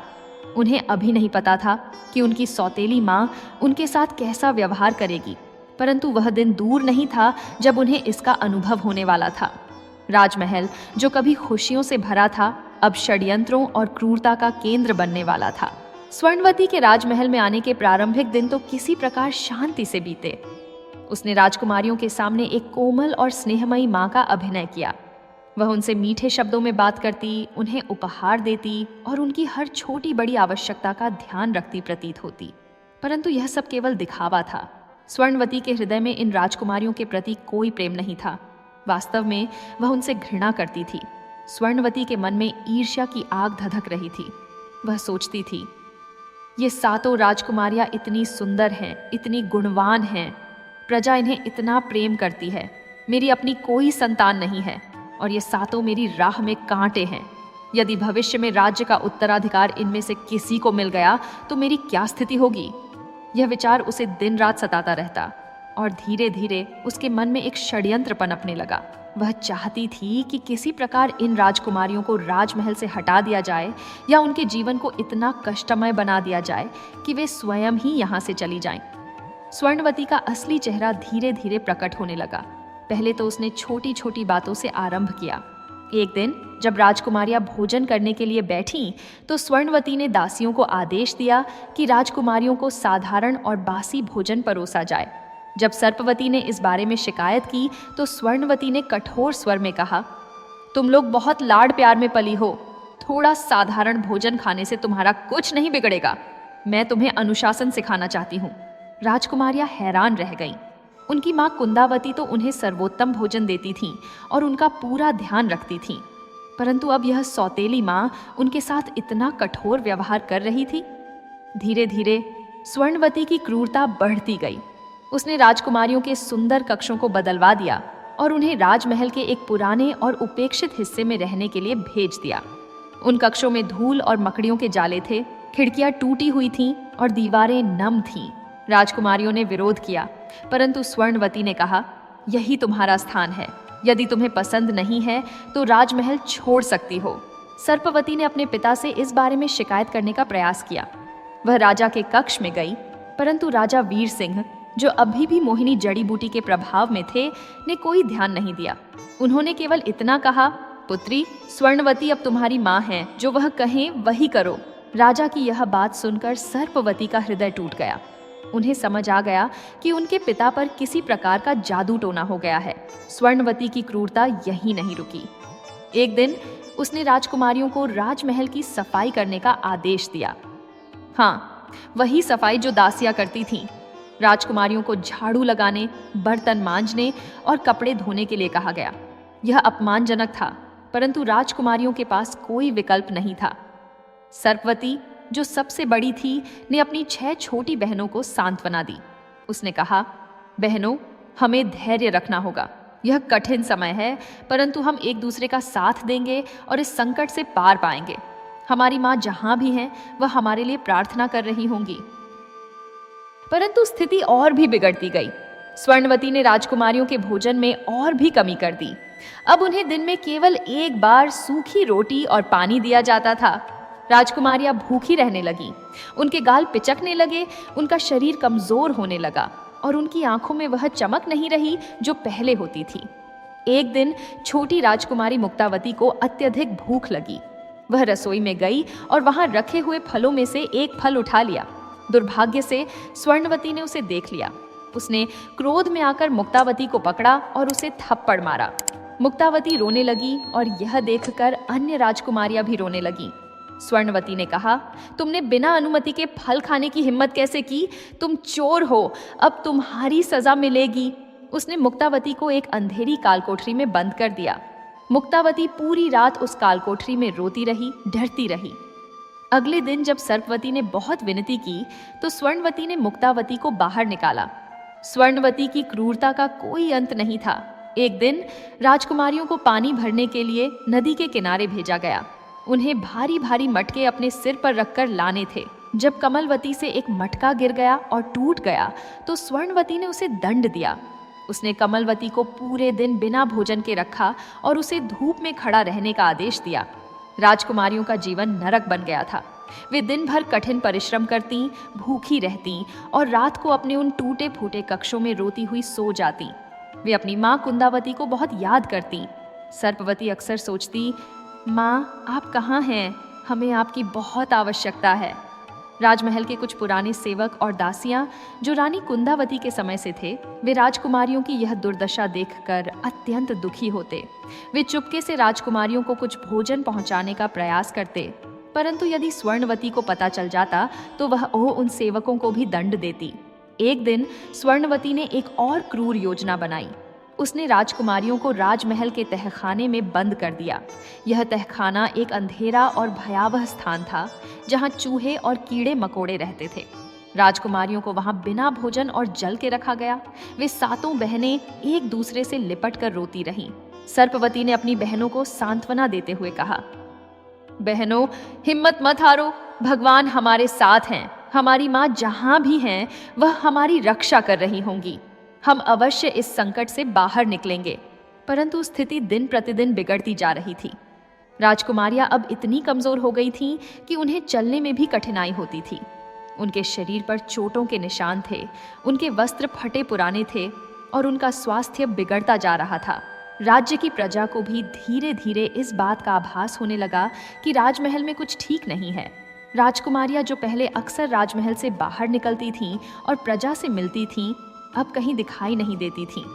कुछ लोगों ने राजमहल के द्वार पर जाकर राजकुमारियों के बारे में पूछा, परंतु उन्हें कोई संतोषजनक उत्तर नहीं मिला। और उधर राजा वीर सिंह, जो कभी इतने प्रतापी और अपनी पुत्रियों से इतना प्रेम करते थे, वह अब पूरी तरह से मोहिनी के जादू में थे।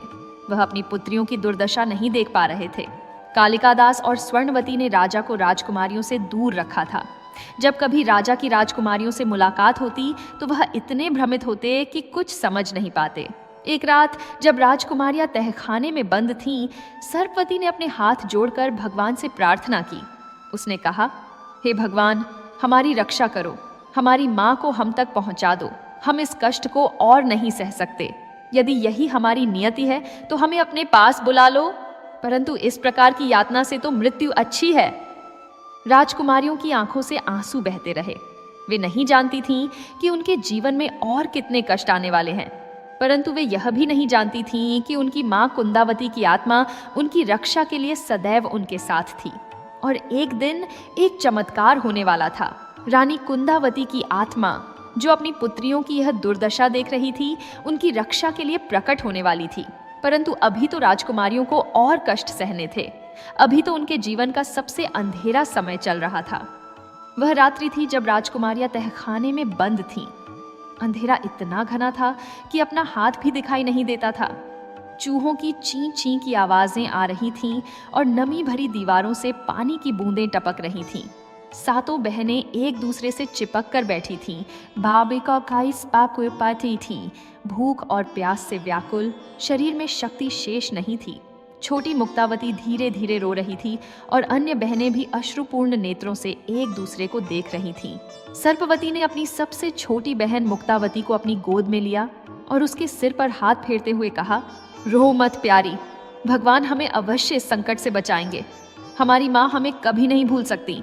वह जहां भी हैं हमारे लिए प्रार्थना कर रही होंगी। ठीक उसी क्षण तहखाने में एक अद्भुत घटना घटी। अंधेरे में अचानक एक मंद प्रकाश फैलने लगा। यह प्रकाश धीरे धीरे बढ़ता गया और पूरे तहखाने को रोशन कर दिया। राजकुमारियां भयभीत होकर उस प्रकाश की ओर देखने लगीं और तब उस प्रकाश से एक आकृति प्रकट हुई। यह थी रानी कुंदावती की आत्मा। रानी कुंदावती की आत्मा एक दिव्य वस्त्र पहने हुए थी और उनके चेहरे पर करुणा और प्रेम भरा था।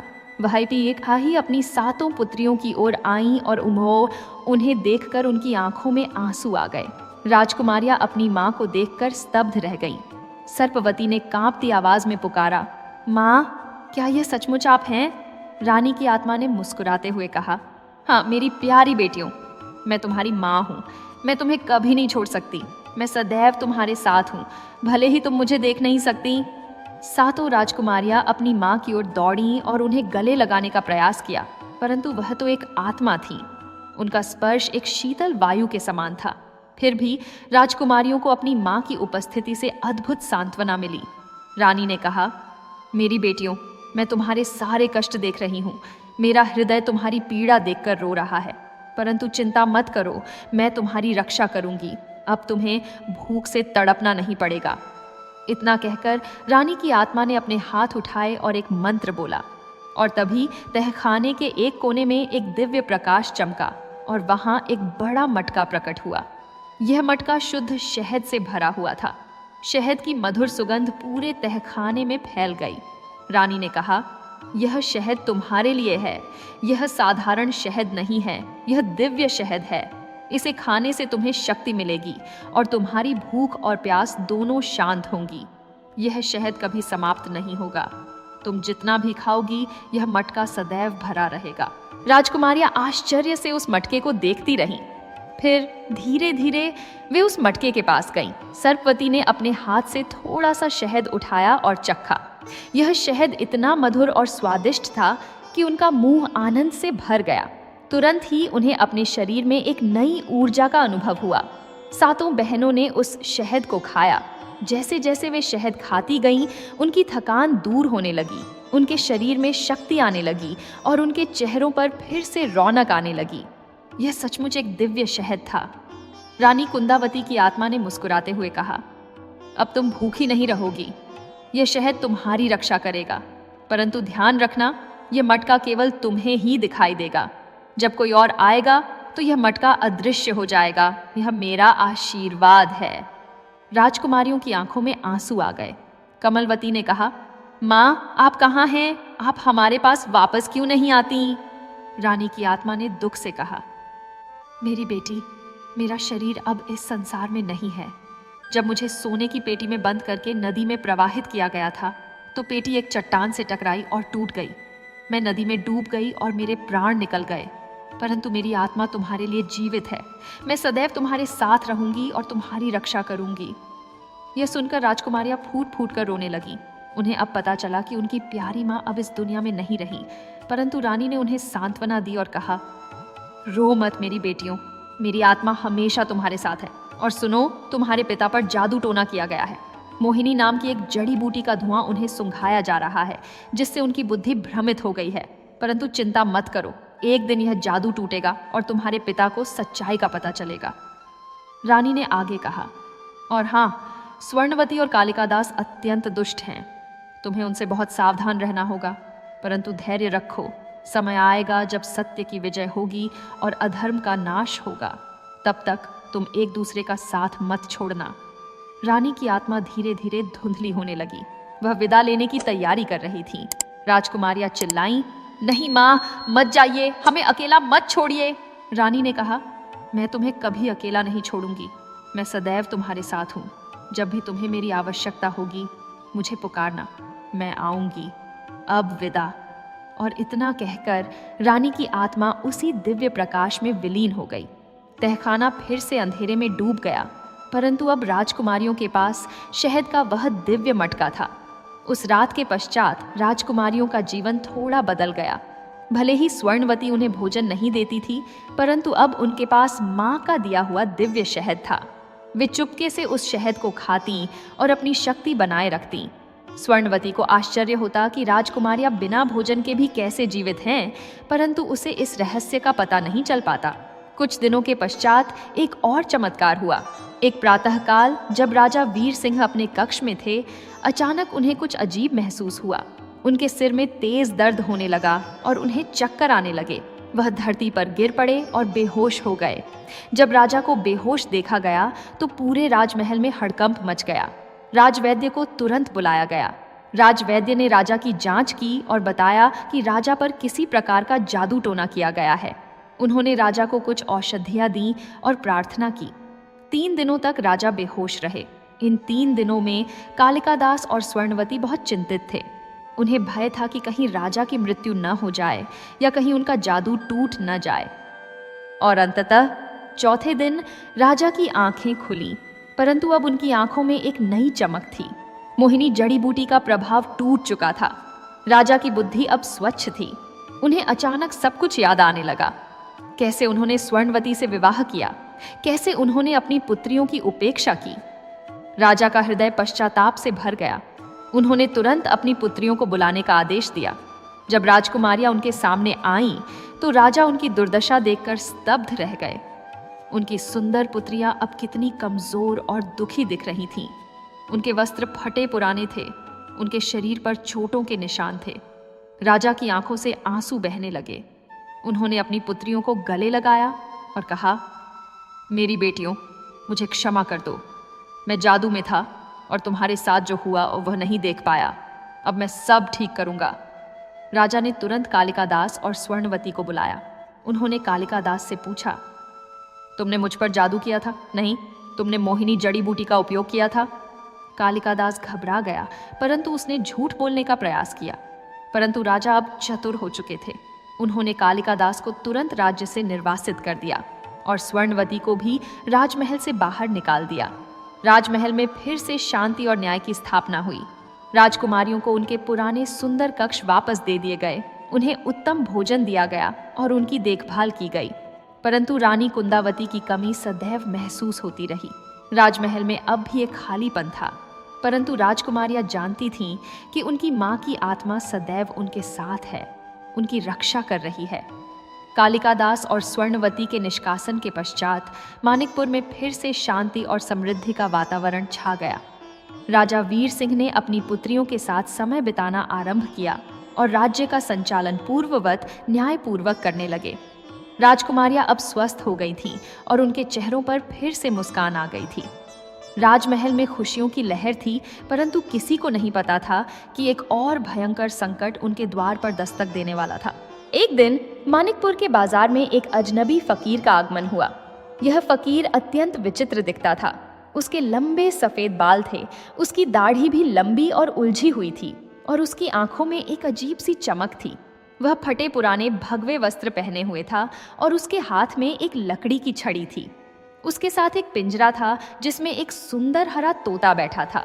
फकीर ने बाजार के बीचों बीच अपना डेरा जमाया और लोगों को बुलाना आरंभ किया। उसने कहा, आओ आओ, देखो मेरा करिश्मा। मैं जादूगर फकीर हूँ। मैं वह कर सकता हूँ जो कोई और नहीं कर सकता। प्रारंभ में लोगों ने उस पर ध्यान नहीं दिया, परंतु फिर फकीर ने कुछ छोटे छोटे जादू दिखाने आरंभ किए। उसने अपनी छड़ी को हवा में लहराया और अचानक उसके हाथ से फूल प्रकट हो गए।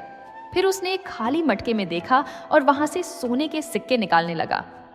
लोग आश्चर्यचकित होकर उसके जादू देखने लगे। फकीर ने कहा, यह तो कुछ भी नहीं है। मैं और भी अद्भुत जादू दिखा सकता हूँ, परंतु उसके लिए मुझे राजमहल जाना होगा। मैं राजा को अपना करिश्मा दिखाना चाहता हूँ। लोगों ने एक दूसरे को देखा। कुछ लोगों ने सोचा कि यह फकीर वास्तव में कोई सिद्ध जादूगर है और उसे राजा के सामने ले जाना चाहिए। कुछ लोगों को संदेह था, परंतु उनकी आवाज दब गई। जब राजा वीर सिंह को इस फकीर के बारे में सूचना मिली तो उन्होंने उसे राजमहल में बुलाया। राजा को जादू टोने में विश्वास नहीं था, परंतु प्रजा ने इतना आग्रह किया कि उन्हें फकीर को बुलाना पड़ा। फकीर राजमहल में आया। उसने राजा को प्रणाम किया और कहा, महाराज, मैं एक विनम्र फकीर हूँ। मैंने अनेक वर्षों तक तपस्या की है और अनेक सिद्धियां प्राप्त की हैं। मैं आपको अपना करिश्मा दिखाना चाहता हूँ। राजा ने कहा, ठीक है फकीर, दिखाओ क्या कर सकते हो। फकीर ने अपनी छड़ी उठाई और एक मंत्र बोला। अचानक राज दरबार में एक तेज हवा चलने लगी। फिर फकीर ने अपने हाथ से इशारा किया और राज दरबार के बीच में एक सुंदर बगीचा प्रकट हो गया, जिसमें रंग बिरंगे फूल खिले हुए थे और फव्वारे बह रहे थे। सभी दरबारी और राजा आश्चर्यचकित रह गए। फिर फकीर ने एक और जादू दिखाया। उसने अपने पिंजरे में से तोते को बाहर निकाला और उसे हवा में उड़ा दिया। तोता उड़ने लगा और फिर अचानक एक सुंदर मोर बन गया। सभी ने तालियां बजाईं। राजा प्रसन्न हुए और उन्होंने फकीर को पुरस्कार देने की घोषणा की, परंतु फकीर ने कहा, महाराज, मुझे धन की आवश्यकता नहीं है। मैं केवल कुछ दिनों के लिए आपके राज्य में रहना चाहता हूँ और लोगों को अपना करिश्मा दिखाना चाहता हूँ। राजा ने सहमति दे दी। फकीर को राजमहल के पास ही एक स्थान दिया गया जहां वह रह सके। उस दिन के पश्चात फकीर प्रतिदिन बाजार में जाता और लोगों को अपने जादू दिखाता। धीरे धीरे पूरे मानिकपुर में उसकी ख्याति फैल गई। लोग उसे एक महान सिद्ध पुरुष मानने लगे, परंतु किसी को नहीं पता था कि इस फकीर के मन में क्या चल रहा था। वास्तव में यह फकीर कोई साधारण जादूगर नहीं था। यह एक अत्यंत दुष्ट तांत्रिक था जो काले जादू में निपुण था। उसका असली नाम था बाबा कालनाथ। वह वर्षों से अमृता की खोज में था। उसने सुना था कि यदि किसी कुंवारी राजकुमारी की बलि दी जाए और उसके रक्त से एक विशेष अनुष्ठान किया जाए तो अमृता प्राप्त की जा सकती है। और जब उसे मानिकपुर की 7 सुंदर राजकुमारियों के बारे में पता चला तो उसने यहाँ आने का निश्चय किया। फकीर की नज़र सबसे बड़ी राजकुमारी सर्पवती पर थी। वह जानता था कि सर्पवती सबसे गुणवान और सुंदर है। वह उसे अपने अनुष्ठान के लिए चाहता था। एक दिन राजकुमारियां राजमहल के बगीचे में टहल रही थीं। फकीर ने यह अवसर देखा और वह भी बगीचे की ओर चला गया। उसने राजकुमारियों को देखा और अपने मन में एक योजना बनाई। फकीर ने अपने तोते को एक विशेष मंत्र से मोहित किया। यह तोता वास्तव में एक जीवित प्राणी नहीं था, बल्कि फकीर की आत्मा का एक अंश था। फकीर ने तोते को आदेश दिया कि वह राजकुमारियों के पास जाए और उनका ध्यान आकर्षित करे। तोता उड़कर राजकुमारियों के पास आया और उनके सामने सुंदर नृत्य करने लगा। राजकुमारियां इस सुंदर तोते को देखकर अत्यंत प्रसन्न हुईं। छोटी मुक्तावती ने हाथ बढ़ाकर तोते को पकड़ने का प्रयास किया, परंतु तोता उड़कर सर्पवती के पास आया और उसके कंधे पर बैठ गया। सर्पवती ने तोते को प्यार से सहलाया और ठीक उसी क्षण तोते ने अपनी चोंच से सर्पवती के कान में कुछ फूंका। यह एक जादुई पदार्थ था। अचानक सर्पवती को चक्कर आने लगे। उसकी आंखें बंद होने लगीं और वह बेहोश होकर गिरने वाली थी। अन्य राजकुमारियां घबरा गईं और सर्पवती को संभालने का प्रयास किया, परंतु तभी एक धुआं उठा और फकीर प्रकट हुआ। फकीर ने अपनी छड़ी लहराई और सर्पवती को अपनी बाहों में उठा लिया। अन्य राजकुमारियां चिल्लाईं, नहीं, हमारी बहन को छोड़ दो। परंतु फकीर ने फिर से अपनी छड़ी लहराई और एक तेज बवंडर उठा। जब बवंडर शांत हुआ तो फकीर और सर्पवती दोनों गायब हो चुके थे। राजकुमारियां रोने लगीं और तुरंत राजा को सूचना दी। राजा वीर सिंह जब यह समाचार सुना तो वह क्रोध और दुख से भर गए। उन्होंने तुरंत अपनी पूरी सेना को आदेश दिया कि वे फकीर को खोजें और सर्पवती को वापस लाएं। सैकड़ों सैनिक पूरे राज्य में फैल गए, परंतु फकीर का कोई पता नहीं चला। वह मानो हवा में विलीन हो गया था। राजकुमारियां अपनी बड़ी बहन सर्पवती को याद करके दिन रात रोती रहीं। राजा भी अत्यंत व्यथित थे। कुछ दिनों के पश्चात एक वृद्ध संत राजमहल में आए। उन्होंने राजा से कहा, महाराज, जो फकीर आपके राज्य में आया था वह कोई साधारण जादूगर नहीं है। वह बाबा कालनाथ नामक एक दुष्ट तांत्रिक है। उसने राजकुमारी सर्पवती का अपहरण किया है और उसे अपने किले में बंदी बना रखा है। उसका किला यहाँ से 7 समुद्र पार है, एक दुर्गम पर्वत की चोटी पर। राजा ने पूछा, तो मैं अपनी पुत्री को कैसे वापस लाऊं? संत ने कहा, महाराज, यह अत्यंत कठिन है, परंतु असंभव नहीं। आपको एक वीर योद्धा की आवश्यकता होगी जो 7 समुद्र पार करके फकीर के किले तक पहुंच सके और राजकुमारी को मुक्त करा सके। और वह योद्धा कोई और नहीं बल्कि राजकुमारी सर्पवती का स्वयं का पुत्र होगा। राजा चौंक गए। सर्पवती का पुत्र? परंतु सर्पवती तो अविवाहित है। संत ने रहस्यमय मुस्कान के साथ कहा, नियति की गति विचित्र है महाराज। फकीर ने राजकुमारी पर एक विशेष मंत्र डाला है। इस मंत्र के प्रभाव में राजकुमारी मां बनेगी और एक वीर पुत्र को जन्म देगी। वही पुत्र अपनी मां को मुक्त कराएगा, परंतु यह सब होने में समय लगेगा, लगभग 12 वर्ष। राजा का हृदय दुख से भर गया। 12 वर्ष, इतना लंबा समय, परंतु क्या कोई अन्य उपाय था? संत ने कहा, धैर्य रखिए महाराज, सत्य की विजय अवश्य होगी। आपकी पुत्री वापस लौटेगी और उसका पुत्र एक महान योद्धा होगा। इतना कहकर संत वहां से चले गए। राजा वीर सिंह और अन्य राजकुमारियां अब केवल प्रतीक्षा कर सकते थे। उन्होंने भगवान से प्रार्थना की कि सर्पवती सुरक्षित रहे और शीघ्र वापस लौट आए। और उधर 7 समुद्र पार एक दुर्गम पर्वत की चोटी पर स्थित फकीर के किले में राजकुमारी सर्पवती बंदी थी। वह एक अंधेरे कक्ष में बंद थी, भयभीत और अकेली। फकीर ने उस पर अनेक मंत्र डाले थे। सर्पवती नहीं जानती थी कि उसके जीवन में क्या होने वाला है, परंतु वह अपने हृदय में विश्वास रखती थी कि एक दिन सत्य की विजय होगी। 7 समुद्र पार, जहां साधारण मनुष्य की पहुंच नहीं थी, एक विशाल और दुर्गम पर्वत की चोटी पर फकीर बाबा कालनाथ का भयानक किला खड़ा था। यह किला काले पत्थरों से बना था और इसकी दीवारें इतनी ऊंची थीं कि आकाश छूती प्रतीत होती थीं। किले के चारों ओर गहरी खाइयां थीं और द्वार पर विशाल ताले लगे हुए थे। यह स्थान इतना भयावह था कि पक्षी भी यहाँ से उड़कर नहीं गुजरते थे। इसी किले के एक अंधेरे कक्ष में राजकुमारी सर्पवती बंदी थी। फकीर ने उस पर एक विशेष तंत्र मंत्र डाला था, जिसके कारण सर्पवती पूरी तरह से असहाय हो गई थी। वह न तो भाग सकती थी और न ही किसी से संपर्क कर सकती थी। उसका मन तो स्वतंत्र था, परंतु शरीर फकीर के वशीभूत था।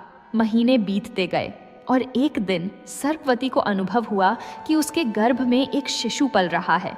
फकीर के मंत्र के प्रभाव से बिना किसी सांसारिक संबंध के उसके गर्भ में एक दिव्य शिशु की उत्पत्ति हुई थी। यह भगवान की इच्छा थी, क्योंकि यही वह बालक था जो भविष्य में अपनी मां को मुक्त कराएगा। सर्पवती प्रारंभ में भयभीत हुई, परंतु धीरे धीरे उसे अनुभव हुआ कि यह गर्भस्थ शिशु कोई साधारण बालक नहीं है। रात को जब वह सोती तो स्वप्न में उसे एक दिव्य आवाज सुनाई देती, भय मत कर पुत्री, जो बालक तुम्हारे गर्भ में है वह एक महान योद्धा बनेगा। वह तुम्हें इस बंधन से मुक्त कराएगा और दुष्ट फकीर का अंत करेगा। 9 महीने पूर्ण हुए। एक रात्रि जब आकाश में पूर्णिमा का चंद्रमा चमक रहा था, सर्पवती को प्रसव पीड़ा होने लगी। किले में कोई दाई नहीं थी, कोई सहायता करने वाला नहीं था, परंतु प्रकृति ने ही सर्पवती की सहायता की। और प्रातःकाल जब सूर्य की पहली किरण उस कक्ष में प्रवेश हुई, एक सुंदर और स्वस्थ बालक का जन्म हुआ। बालक के जन्म के साथ ही पूरा किला एक दिव्य प्रकाश से जगमगा उठा। आकाश में देवताओं ने फूलों की वर्षा की। यह कोई साधारण जन्म नहीं था, यह एक नायक का जन्म था। सर्पवती ने अपने नवजात पुत्र को छाती से लगाया और आंसू बहाए। यह आंसू दुख के नहीं बल्कि आशा के थे। उसने अपने पुत्र को देखा। उसके चेहरे पर एक दिव्य तेज था। उसकी आंखें चमक रही थीं और उसके शरीर में अद्भुत शक्ति का आभास हो रहा था। सर्पवती ने अपने पुत्र का नाम रखा गोपीचंद। गोपी का अर्थ है रक्षक और चंद का अर्थ है चंद्रमा के समान उज्ज्वल। उसने अपने पुत्र को आशीर्वाद दिया और कहा, मेरे पुत्र, तुम्हारा जन्म इस संसार में एक उद्देश्य से हुआ है। तुम्हें मुझे इस बंधन से मुक्त कराना है और दुष्टता का नाश करना है। फकीर बाबा कालनाथ को जब इस बालक के जन्म का पता चला तो वह क्रोधित हुआ। उसे समझ आ गया कि यह बालक उसके लिए खतरा बन सकता है। उसने सोचा कि इस बालक को मार देना चाहिए, परंतु जब भी वह उस बालक के पास जाता, एक अदृश्य शक्ति उसे रोक देती थी। उसके सभी मंत्र और तंत्र इस बालक पर व्यर्थ साबित हुए। अंततः फकीर ने निर्णय लिया कि वह इस बालक को किले में ही बंद रखेगा ताकि वह बाहरी दुनिया से अनजान रहे। गोपीचंद किले में ही बड़ा होने लगा। सर्पवती ने अपने पुत्र को अत्यंत प्रेम और स्नेह से पाला। वह उसे कहानियां सुनाती, उसे अपने पिता राजा वीर सिंह और अपनी बहनों के बारे में बताती। गोपीचंद अपनी माँ की बातें ध्यान से सुनता और अपने मन में एक दिन अपनी माँ को मुक्त कराने का संकल्प लेता। गोपीचंद असाधारण बालक था। मात्र 3 वर्ष की आयु में वह इतना बुद्धिमान हो गया था कि वीडियो 10 अच्छी वर्ष लगी के हो बालक तो के इसे समान लाइक बातें करें करता था। और ऐसी 5 ही वर्ष मजेदार की आयु कहानियों में के लिए उसने किले चैनल की को दीवारों पर सब्सक्राइब चढ़ना करें सीख और लिया। बेल आइकन दबाएं। 7 वर्ष की ज्यादा आयु से में ज्यादा वह अपने पत्थरों से दोस्तों को लड़ने शेयर का करें। अभ्यास करने लगा। धन्यवाद। किले में एक वृद्ध सेवक था जिसका नाम सुखीराम था। सुखीराम वर्षों से फकीर की सेवा में था, परंतु वह एक सज्जन व्यक्ति था और उसे सर्पवती और गोपीचंद से सहानुभूति थी। उसने चुपके से गोपीचंद को युद्ध कला सिखाना आरंभ किया। जब भी फकीर किले से बाहर जाता, सुखीराम गोपीचंद को तलवारबाजी, धनुर्विद्या और कुश्ती सिखाता। गोपीचंद अत्यंत प्रतिभाशाली था। वह जो भी सीखता तुरंत सीख जाता था। 10 वर्ष की आयु तक वह एक कुशल योद्धा बन गया था। उसकी तलवारबाजी इतनी तेज थी कि आंखें उसकी गति को पकड़ नहीं पाती थीं। उसका निशाना इतना सटीक था कि वह 100 कदम दूर से किसी भी लक्ष्य को भेद सकता था, परंतु केवल शारीरिक शक्ति ही पर्याप्त नहीं थी। सर्पवती ने अपने पुत्र को धर्म, नीति और सदाचार की शिक्षा भी दी। उसने गोपीचंद को बताया कि एक सच्चा योद्धा केवल वही नहीं होता जो युद्ध में विजयी हो, बल्कि वह भी होता है जो न्याय, सत्य और धर्म का पालन करता है। गोपीचंद 12 वर्ष का हो गया। अब वह एक युवा और वीर योद्धा था। उसका शरीर मजबूत था, उसकी बुद्धि तेज थी और उसके हृदय में अपनी माँ के प्रति अगाध प्रेम था। वह जानता था कि उसका जन्म एक विशेष उद्देश्य से हुआ है, अपनी माँ को मुक्त कराना और दुष्ट फकीर का अंत करना। एक दिन सर्पवती ने गोपीचंद को पास बुलाया और कहा, पुत्र, अब समय आ गया है, तुम्हें सच्चाई जाननी होगी। यह फकीर जिसने मुझे बंदी बनाया है एक अत्यंत दुष्ट तांत्रिक है। उसने तंत्र मंत्र से अनेक शक्तियां प्राप्त की हैं। उसे हराना अत्यंत कठिन है, परंतु उसकी एक कमजोरी है, उसकी आत्मा उसके शरीर में नहीं है। उसने अपनी आत्मा को एक तोते में छुपाया हुआ है। जब तक वह तोता सुरक्षित है, फकीर को कोई नहीं मार सकता। गोपीचंद ने ध्यान से सुना। उसने पूछा, वह तोता कहाँ है माँ? सर्पवती ने कहा, वह तोता एक विशेष पिंजरे में बंद है जो फकीर के गुप्त कक्ष में रखा है, परंतु उस कक्ष तक पहुंचना अत्यंत कठिन है। तुम्हें अनेक बाधाओं का सामना करना पड़ेगा। गोपीचंद ने दृढ़ता से कहा, माँ, मैं किसी भी बाधा से नहीं डरता। मैं आपको अवश्य मुक्त कराऊंगा। सर्पवती की आंखों में आंसू आ गए। उसने अपने पुत्र को गले लगाया और कहा, मुझे तुम पर पूर्ण विश्वास है पुत्र, परंतु सावधान रहना, फकीर अत्यंत चालाक है। उस रात गोपीचंद ने अपनी योजना बनाई। उसने सुखीराम से किले का नक्शा प्राप्त किया और फकीर के गुप्त कक्ष का मार्ग जाना। वह जानता था कि यह यात्रा अत्यंत खतरनाक होगी, परंतु वह अपनी माँ के लिए कुछ भी करने को तैयार था। परंतु अभी गोपीचंद नहीं जानता था कि केवल फकीर को हराना ही पर्याप्त नहीं है। उसे अपने नाना राजा वीर सिंह और अपनी मौसियों से भी मिलना है। उसे अपने परिवार का इतिहास जानना है और सबसे महत्वपूर्ण, उसे 7 समुद्र पार करके अपने राज्य मानिकपुर जाना है। गोपीचंद का वास्तविक संघर्ष अभी आरंभ होने वाला था। वह नहीं जानता था कि उसकी राह में कितने संकट और चुनौतियां हैं, परंतु उसका हृदय निर्भय था, उसका संकल्प दृढ़ था और उसकी माँ का आशीर्वाद उसके साथ था। रात्रि के अंधेरे में जब पूरा किला सो रहा था, गोपीचंद ने अपनी यात्रा आरंभ करने का निर्णय लिया। उसने अपनी तलवार उठाई, अपने धनुष बाण कंधे पर रखे और अपनी माँ को अंतिम बार देखा। सर्पवती ने आशीर्वाद देते हुए कहा, जाओ मेरे वीर पुत्र, विजयी होकर लौटो। और इस प्रकार गोपीचंद का महान साहसिक अभियान आरंभ हुआ। इति दशम अध्याय समाप्त। गोपीचंद ने अपनी यात्रा आरंभ की, परंतु उसे नहीं पता था कि उसी समय 7 समुद्र पार मानिकपुर में एक और भयंकर संकट उत्पन्न होने वाला था। फकीर बाबा कालनाथ ने अपनी दुष्ट शक्तियों का प्रयोग करके केवल सर्पवती को ही नहीं बल्कि पूरे राजवंश को नष्ट करने की योजना बनाई थी। मानिकपुर में राजा वीर सिंह की मृत्यु के पश्चात उनके भाई भीम सिंह राजगद्दी पर बैठे थे। भीम सिंह भी एक न्यायप्रिय और वीर राजा थे। उनके साथ उनकी पत्नी रानी पद्मावती और 2 पुत्र थे। वह सर्पवती की 6 बहनों कमलवती, पद्मवती, मीनावती, रत्नवती, मोतीवती और मुक्तावती का भी पूरा ध्यान रखते थे। राजकुमारियां अब युवा हो चुकी थीं और राजमहल में सम्मान के साथ रहती थीं।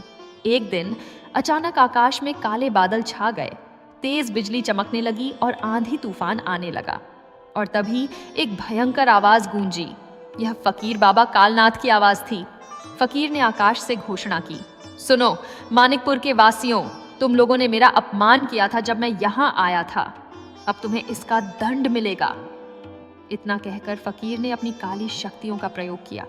उसने एक भयानक मंत्र बोला और अचानक पूरी सेना जो राजमहल की रक्षा कर रही थी पत्थर की मूर्तियों में बदल गई। हाँ, सैकड़ों सैनिक जो जीवित और चलते फिरते थे वे सब एक क्षण में पत्थर बन गए। उनके हाथों में तलवारें थीं, उनके चेहरों पर भाव थे, परंतु वे अब निर्जीव पत्थर थे। राजा भीम सिंह और रानी पद्मावती भयभीत हो गए। उन्होंने अपनी पूरी शक्ति से फकीर का विरोध करने का प्रयास किया, परंतु फकीर की शक्तियां अत्यधिक थीं। फकीर ने राजा भीम सिंह और उनके परिवार को भी बंदी बना लिया। उसने उन्हें भी पत्थर में नहीं बदला, बल्कि उन्हें एक विशेष कारागार में बंद कर दिया जहां वे असहाय थे। अब बारी थी सर्पवती की 6 बहनों की। फकीर ने कहा, तुम 6 राजकुमारियों को मैं अपने साथ ले जाऊंगा। तुम सभी को तुम्हारी बहन सर्पवती की भांति मेरे किले में बंदी बनाया जाएगा। राजकुमारियां अत्यंत भयभीत हो गईं। वे भागने का प्रयास करने लगीं, परंतु फकीर ने अपनी छड़ी लहराई और एक अदृश्य जाल ने राजकुमारियों को घेर लिया। वे चिल्लाईं, रोईं, परंतु कोई उनकी सहायता नहीं कर सका। फकीर ने राजकुमारियों को अपने साथ ले जाने के लिए एक काला बादल बुलाया। वह बादल राजकुमारियों को लेकर आकाश में उड़ने लगा। राजकुमारियां रोती रहीं और अपने राज्य को विदा कहती रहीं। पूरा मानिकपुर शोक में डूब गया। प्रजा असहाय थी क्योंकि उनकी सेना पत्थर बन चुकी थी और उनके राजा बंदी थे। फकीर राजकुमारियों को अपने किले में ले गया और उन्हें अलग अलग कक्षों में बंद कर दिया। अब सर्पवती की सभी बहनें भी उसी किले में बंदी थीं। वे एक दूसरे से मिल नहीं सकती थीं, एक दूसरे से बात नहीं कर सकती थीं। वे केवल अपने अपने कक्षों में बंद थीं, दुखी और भयभीत। सर्पवती ने जब यह सुना कि उसकी सभी बहनें भी फकीर के द्वारा बंदी बना ली गई हैं, तो उसका हृदय टूट गया। वह रोने लगी और भगवान से प्रार्थना करने लगी। उसने कहा, हे भगवान, अब तो आप ही हमारी रक्षा कर सकते हैं। मेरे पुत्र गोपीचंद को शक्ति दो कि वह हम सबको इस संकट से बचा सके। और उधर गोपीचंद अपनी यात्रा पर था। उसे अभी तक अपनी मौसियों के बारे में कुछ भी नहीं पता था। वह केवल अपनी माँ को मुक्त कराने के विचार से चल रहा था, परंतु नियति ने कुछ और ही योजना बनाई थी। अब गोपीचंद को केवल अपनी माँ को ही नहीं बल्कि अपनी सभी मौसियों को भी मुक्त कराना था और साथ ही अपने काका भीम सिंह और उनके परिवार को भी बचाना था और मानिकपुर की पत्थर बनी सेना को भी पुनर्जीवित करना था। गोपीचंद किले के गुप्त मार्गों से होकर आगे बढ़ रहा था। उसने अनेक संकटों का सामना किया। कहीं विषैले सांप थे तो कहीं गहरी खाइयां, कहीं फकीर के रक्षक दानव थे तो कहीं जादुई जाल, परंतु गोपीचंद ने अपनी वीरता, बुद्धिमानी और युद्ध कौशल से सभी बाधाओं को पार किया। एक दिन जब गोपीचंद एक संकरे मार्ग से गुजर रहा था तो उसे एक कमजोर आवाज सुनाई दी। कौन है वहां? कृपया मेरी सहायता करो। गोपीचंद उस आवाज की ओर गया और देखा कि वहां एक कक्ष में उसकी मौसी कमलवती बंदी थी। गोपीचंद ने तुरंत दरवाजे का ताला तोड़ा और कमलवती को मुक्त किया। कमलवती ने गोपीचंद को देखा और पूछा, तुम कौन हो, वीर बालक? गोपीचंद ने कहा, मैं गोपीचंद हूँ, राजकुमारी सर्पवती का पुत्र। मैं अपनी माँ को मुक्त कराने आया हूँ। कमलवती की आंखों में आंसू आ गए। उसने कहा, तो तुम मेरी बहन सर्पवती के पुत्र हो? भगवान का धन्यवाद। पुत्र, तुम्हें पता है कि हम सब यहाँ बंदी हैं? तुम्हारी सभी मौसियां इस किले में कहीं ना कहीं बंद हैं। गोपीचंद चौंक गया। उसे यह नहीं पता था। उसने कहा, चिंता मत कीजिए मौसी, मैं आप सबको मुक्त कराऊंगा, परंतु पहले मुझे फकीर की आत्मा वाला तोता ढूंढना होगा। कमलवती ने कहा, हाँ, वह तोता फकीर के गुप्त कक्ष में है, परंतु वहां पहुंचना अत्यंत कठिन है। मार्ग में अनेक खतरे हैं। गोपीचंद ने दृढ़ता से कहा, मैं किसी भी खतरे से नहीं डरता। आप यहाँ ठहरिए, मैं शीघ्र लौटूंगा। इस प्रकार गोपीचंद ने अपनी यात्रा जारी रखी। उसने एक एक करके अपनी सभी मौसियों को ढूंढा और उन्हें मुक्त किया, परंतु अभी भी सबसे बड़ा संकट शेष था, फकीर का सामना करना और उसकी आत्मा वाले तोते को प्राप्त करना। गोपीचंद जानता था कि यह अंतिम और सबसे कठिन परीक्षा होगी। फकीर एक शक्तिशाली तांत्रिक था और उसे हराना कोई सरल कार्य नहीं था, परंतु गोपीचंद का संकल्प अटूट था। उसने अपनी तलवार कसकर पकड़ी और फकीर के गुप्त कक्ष की ओर चल पड़ा। मानिकपुर में पत्थर बनी सेना अभी भी वहीं खड़ी थी, गतिहीन और निर्जीव। राजा भीम सिंह अपने कारागार में बंद थे, असहाय, और 7 समुद्र पार एक किले में 7 राजकुमारियां अपने मुक्तिदाता की प्रतीक्षा में थीं। गोपीचंद का महान युद्ध अब आरंभ होने वाला था। इति एकादश अध्याय समाप्त। गोपीचंद ने अपनी सभी मौसियों को मुक्त कर दिया था और अब वे सब एक सुरक्षित स्थान पर एकत्रित हो गई थीं। परंतु गोपीचंद जानता था कि जब तक फकीर की आत्मा वाला तोता नष्ट नहीं होता, तब तक फकीर की मृत्यु नहीं हो सकती, और जब तक फकीर जीवित रहेगा, तब तक उसकी माँ और मौसियाँ पूर्णतः सुरक्षित नहीं हो सकती। गोपीचंद ने अपनी मौसियों से पूछा, क्या किसी को फकीर के गुप्त कक्ष के बारे में कुछ पता है? सबसे बुद्धिमान मौसी रत्नवती ने कहा, हाँ पुत्र, मैंने एक बार सुना था कि फकीर का गुप्त कक्ष किले की सबसे ऊंची मीनार में है। वहां पहुंचने के लिए तुम्हें 7 दरवाजों को पार करना होगा। हर दरवाजे पर एक खतरा है और अंतिम दरवाजे के पीछे फकीर स्वयं बैठा रहता है। गोपीचंद ने कहा, तो मुझे उन 7 दरवाजों को पार करना होगा, मैं तैयार हूँ। मोतीवती ने चिंतित स्वर में कहा, परंतु पुत्र, यह अत्यंत खतरनाक है। हर दरवाजे पर एक भयानक रक्षक है और फकीर स्वयं अत्यंत शक्तिशाली है। गोपीचंद ने मुस्कुराते हुए कहा, मौसी, मेरी माँ ने मुझे साहस सिखाया है और मैं जानता हूँ कि मेरी माँ की आत्मा मेरे साथ है। मैं अवश्य सफल होऊंगा। सर्पवती, जो अपने कक्ष में बंद थी, ने अपने हृदय में अनुभव किया कि उसका पुत्र अब उसे मुक्त कराने के लिए आ रहा है। उसने अपने हाथ जोड़कर भगवान से प्रार्थना की, हे भगवान, मेरे पुत्र की रक्षा करना, उसे शक्ति और साहस दो। गोपीचंद ने अपनी यात्रा आरंभ की। वह किले की सबसे ऊंची मीनार की ओर चल पड़ा। रास्ता संकरा और अंधेरा था। दीवारों पर विचित्र चित्र बने हुए थे जो भयावह दिखते थे, परंतु गोपीचंद निर्भय होकर आगे बढ़ता गया। पहला दरवाजा आया। यह दरवाजा लोहे का बना हुआ था और इस पर विचित्र प्रतीक बने हुए थे। जैसे ही गोपीचंद ने दरवाजे को छुआ, एक विशाल दानव प्रकट हुआ। इस दानव के 3 सिर थे और उसके हाथों में बड़ी बड़ी गदाएं थीं। दानव ने गर्जना की, कौन है जो इस दरवाजे को पार करने का साहस करता है?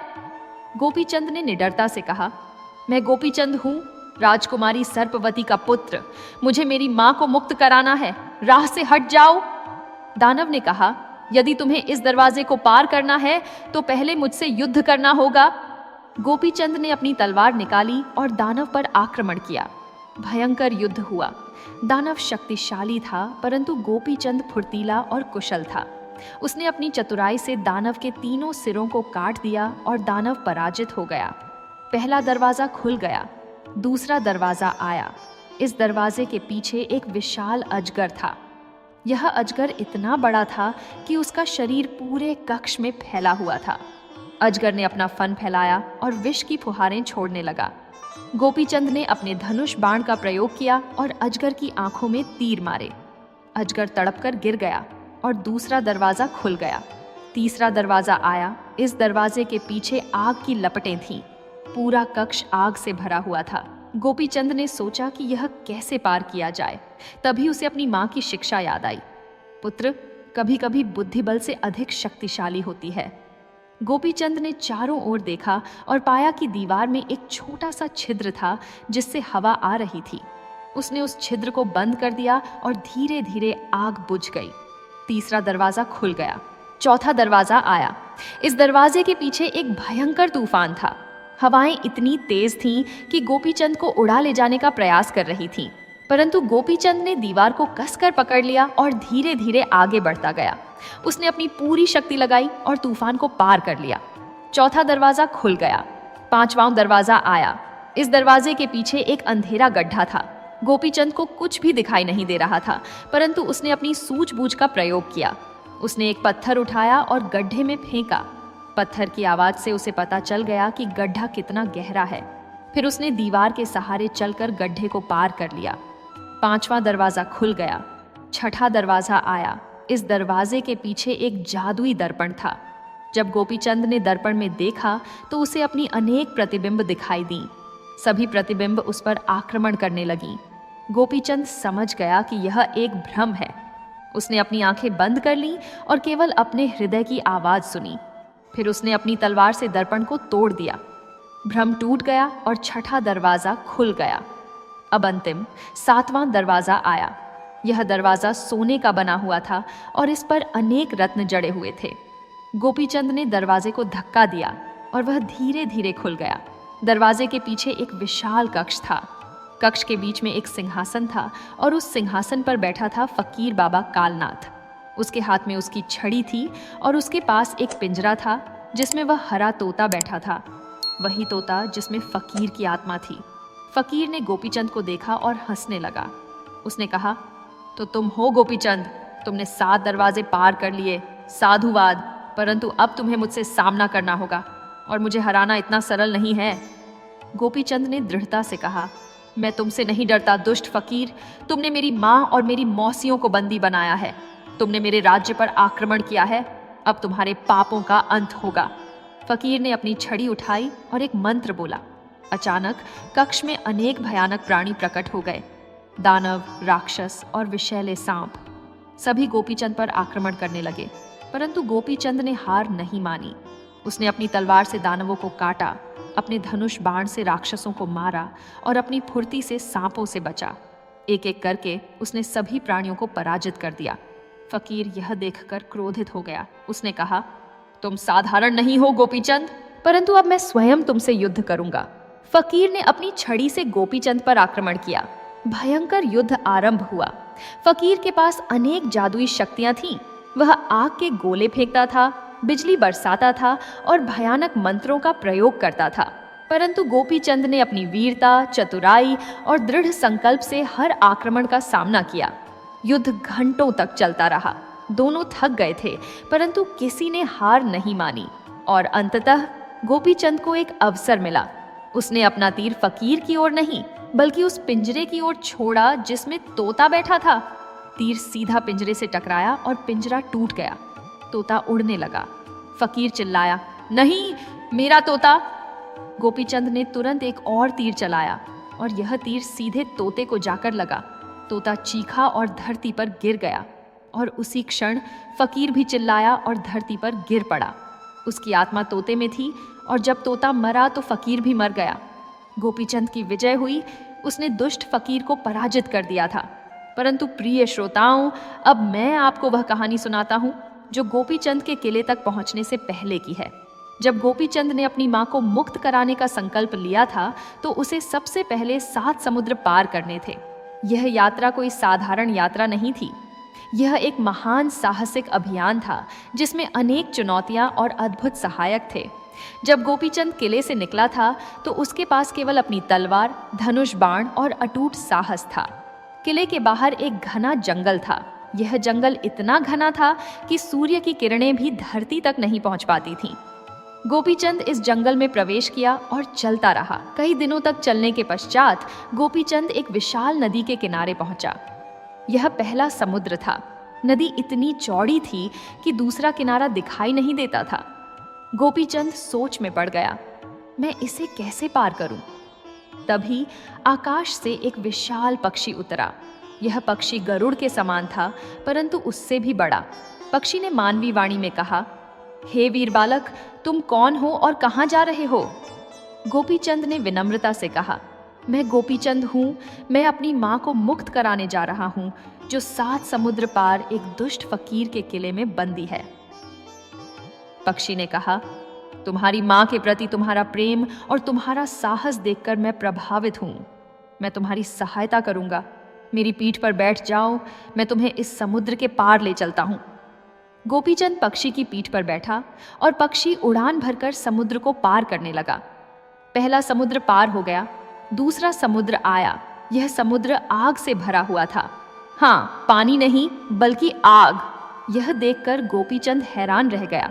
वह पक्षी से पूछा, यह कैसा विचित्र समुद्र है? पक्षी ने कहा, यह दुष्ट फकीर की माया है।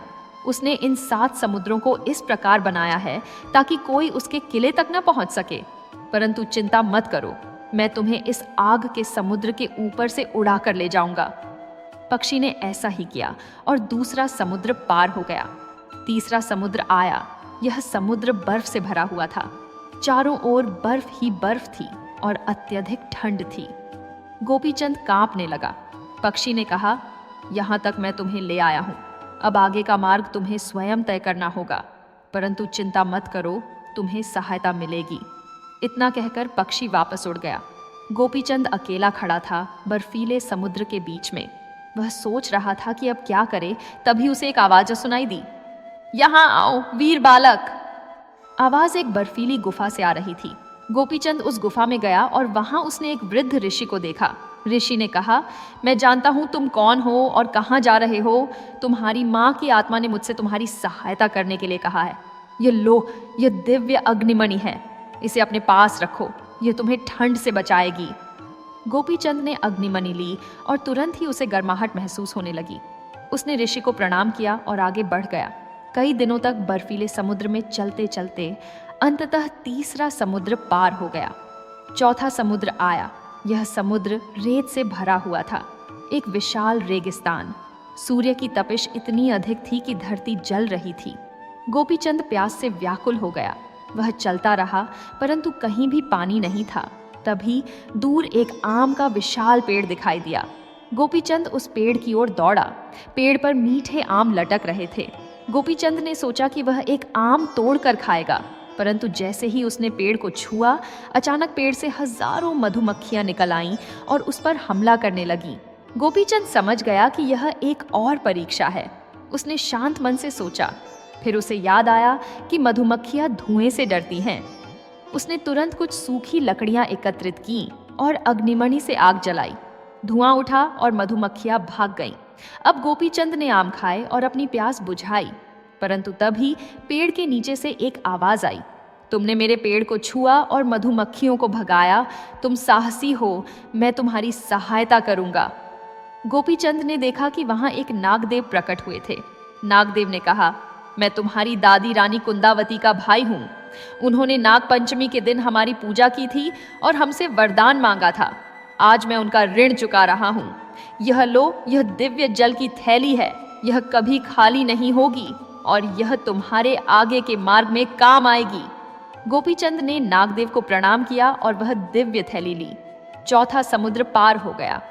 पांचवां समुद्र आया। यह समुद्र अंधकार से भरा हुआ था। इतना घना अंधकार कि कुछ भी दिखाई नहीं देता था। गोपीचंद ने अग्निमणि का प्रयोग किया और उसके प्रकाश में आगे बढ़ता गया। यह समुद्र भयावह था, परंतु गोपीचंद निर्भय था।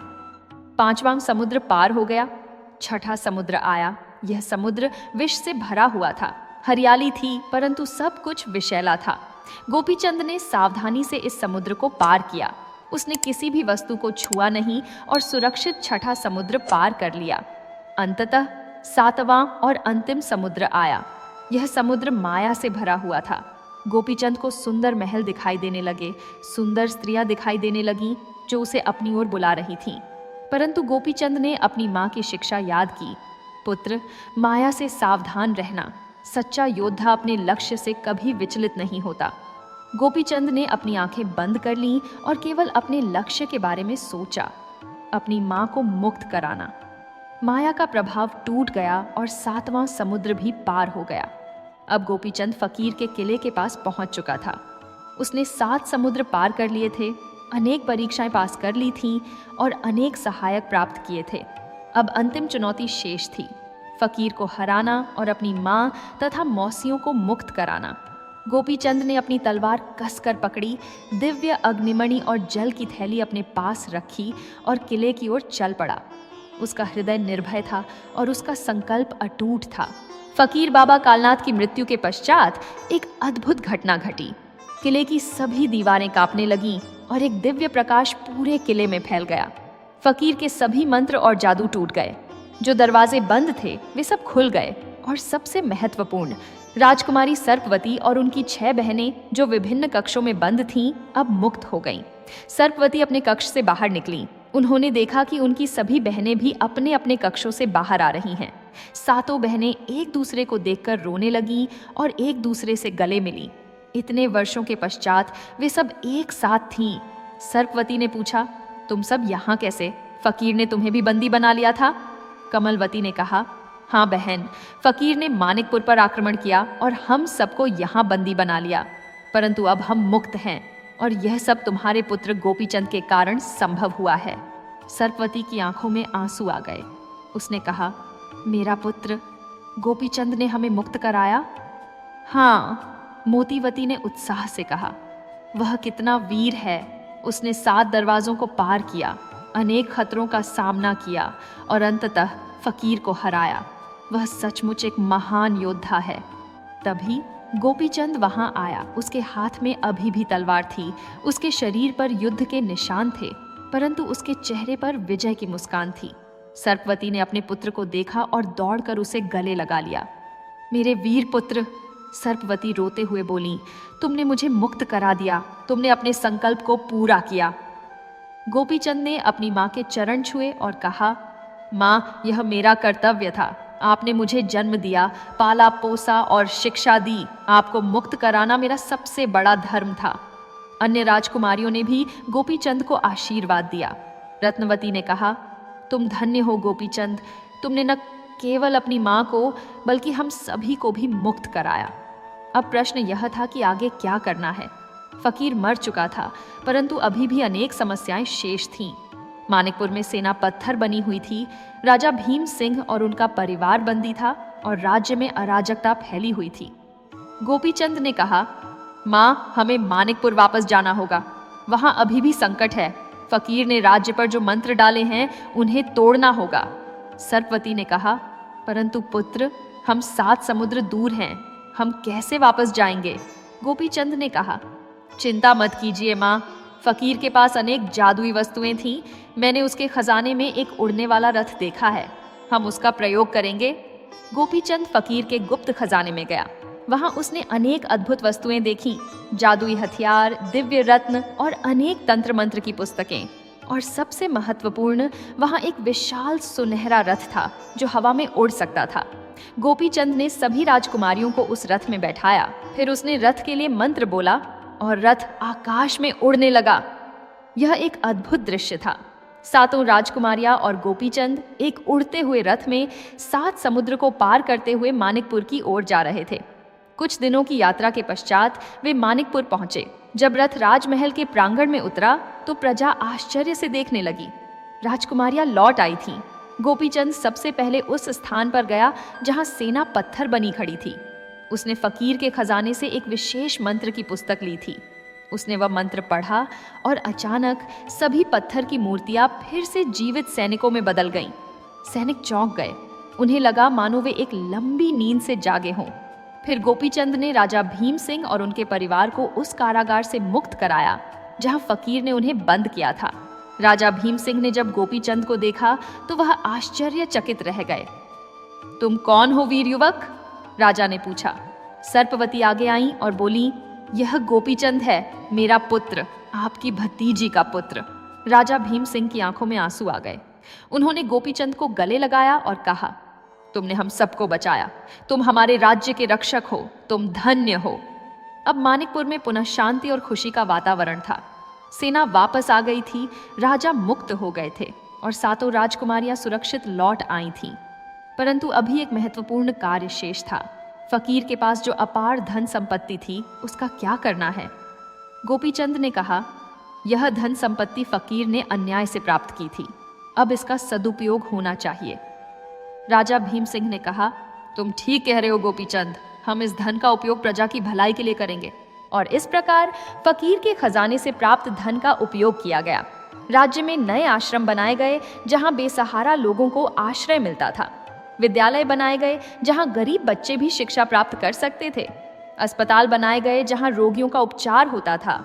मंदिर बनाए गए जहां लोग पूजा अर्चना कर सकते थे। सर्पवती और उनकी बहनों ने भी इन कार्यों में बढ़ चढ़कर भाग लिया। वे स्वयं आश्रमों में जाकर बेसहारा लोगों की सेवा करती, विद्यालयों में बच्चों को शिक्षा देती और अस्पतालों में रोगियों की देखभाल करती। गोपीचंद को राज्य में सम्मान के साथ रखा गया। उसे एक युवराज की उपाधि दी गई, परंतु गोपीचंद विनम्र था। उसने कहा, मैंने जो भी किया वह अपनी माँ के प्रति अपने कर्तव्य के रूप में किया। मुझे किसी उपाधि या सम्मान की आवश्यकता नहीं है। राजा भीम सिंह ने कहा, तुम्हारी विनम्रता तुम्हारी वीरता से भी अधिक प्रशंसनीय है गोपीचंद। तुम सचमुच एक महान व्यक्ति हो। पूरे मानिकपुर में उत्सव मनाया गया। दुष्टता का अंत हो चुका था। सत्य की विजय हुई थी और न्याय की स्थापना हुई थी। प्रजा खुशी से नाच गा रही थी। संगीतकार मधुर धुनें बजा रहे थे और नर्तकियां नृत्य कर रही थीं। सर्पवती ने अपने पुत्र को देखा और अपने मन में भगवान को धन्यवाद दिया। उसने सोचा, मेरे जीवन में कितने उतार चढ़ाव आए, कितने कष्ट सहे, परंतु अंत में सब ठीक हो गया। मेरा पुत्र मेरा गर्व है। और इस प्रकार रानी सर्पवती की कहानी एक सुखद मोड़ पर पहुंची। परंतु जीवन में हमेशा नई शुरुआतें होती हैं और मानिकपुर में भी एक नए युग का आरंभ हो रहा था। सुनिए प्रिय श्रोताओं, अब मैं आपको इस अद्भुत कथा का समापन सुनाता हूँ। जिस प्रकार हर रात्रि के पश्चात प्रातःकाल आता है, उसी प्रकार हर संकट के पश्चात सुख और शांति का समय आता है। मानिकपुर में भी ऐसा ही हुआ। फकीर के अत्याचारों से मुक्ति के पश्चात राज्य में पुनर्निर्माण का कार्य आरंभ हुआ। राजा भीम सिंह ने अपने मंत्रियों के साथ मिलकर राज्य की व्यवस्था को पुनः स्थापित किया। जो भवन फकीर के आक्रमण में क्षतिग्रस्त हुए थे, उनकी मरम्मत की गई। जो प्रजाजन भयभीत थे, उन्हें आश्वासन दिया गया कि अब राज्य में पूर्ण सुरक्षा है। फकीर की विशाल संपत्ति का उपयोग राज्य के कल्याण के लिए किया गया। राजधानी के बाहर एक विशाल आश्रम की स्थापना की गई, जिसका नाम रखा गया सर्पवती आश्रम। इस आश्रम में वृद्ध, विधवा, अनाथ और बेसहारा लोगों को आश्रय दिया जाता था। उन्हें भोजन, वस्त्र और सभी आवश्यक सुविधाएं प्रदान की जाती थीं। राजकुमारी सर्पवती स्वयं इस आश्रम का संचालन देखती थीं। राज्य के विभिन्न भागों में विद्यालयों की स्थापना की गई। गोपीचंद विद्यालय नाम से इन विद्यालयों में गरीब और अमीर सभी बच्चों को शिक्षा प्रदान की जाती थी। यहाँ केवल पुस्तकीय ज्ञान ही नहीं, बल्कि युद्ध कला, संगीत, नृत्य, चित्रकला और अन्य कलाओं की भी शिक्षा दी जाती थी। गोपीचंद स्वयं कभी कभी इन विद्यालयों में जाकर बच्चों को युद्ध कला सिखाते थे। राजधानी में एक विशाल अस्पताल बनाया गया, जहाँ सर्वोत्तम वैद्य और हकीम रोगियों का उपचार करते थे। गरीब लोगों के लिए उपचार पूर्णतः निःशुल्क था। राजकुमारी कमलवती और पद्मवती स्वयं अस्पताल में जाकर रोगियों की सेवा करती थीं। राज्य में अनेक मंदिर भी बनाए गए। इन मंदिरों में विभिन्न देवी देवताओं की मूर्तियां स्थापित की गईं। विशेष रूप से एक भव्य नाग मंदिर बनाया गया, जहां नागराज की पूजा की जाती थी। यह नागराज के सम्मान में था, क्योंकि उन्होंने ही रानी कुंदावती को संतान का वरदान दिया था, जिससे 7 राजकुमारियों का जन्म हुआ था। एक विशेष स्मारक भी बनाया गया रानी कुंदावती की याद में। यह स्मारक सुंदर सफेद संगमरमर से बना था और इस पर रानी कुंदावती की एक सुंदर प्रतिमा स्थापित की गई थी। प्रतिमा के नीचे लिखा था, रानी कुंदावती एक महान माँ, जिन्होंने अपनी पुत्रियों के लिए सर्वस्व न्यौछावर कर दिया। सर्पवती और उनकी बहनें प्रतिदिन इस स्मारक पर जाती थीं और अपनी माँ को श्रद्धांजलि अर्पित करती थीं। यद्यपि रानी कुंदावती का शरीर इस संसार में नहीं था, परंतु उनकी आत्मा सदैव अपनी पुत्रियों के साथ थी। समय बीतता गया। 7 राजकुमारियों के विवाह योग्य पुरुषों से हुए। सर्पवती का विवाह एक पड़ोसी राज्य के राजकुमार से हुआ, जो गुणी और वीर था।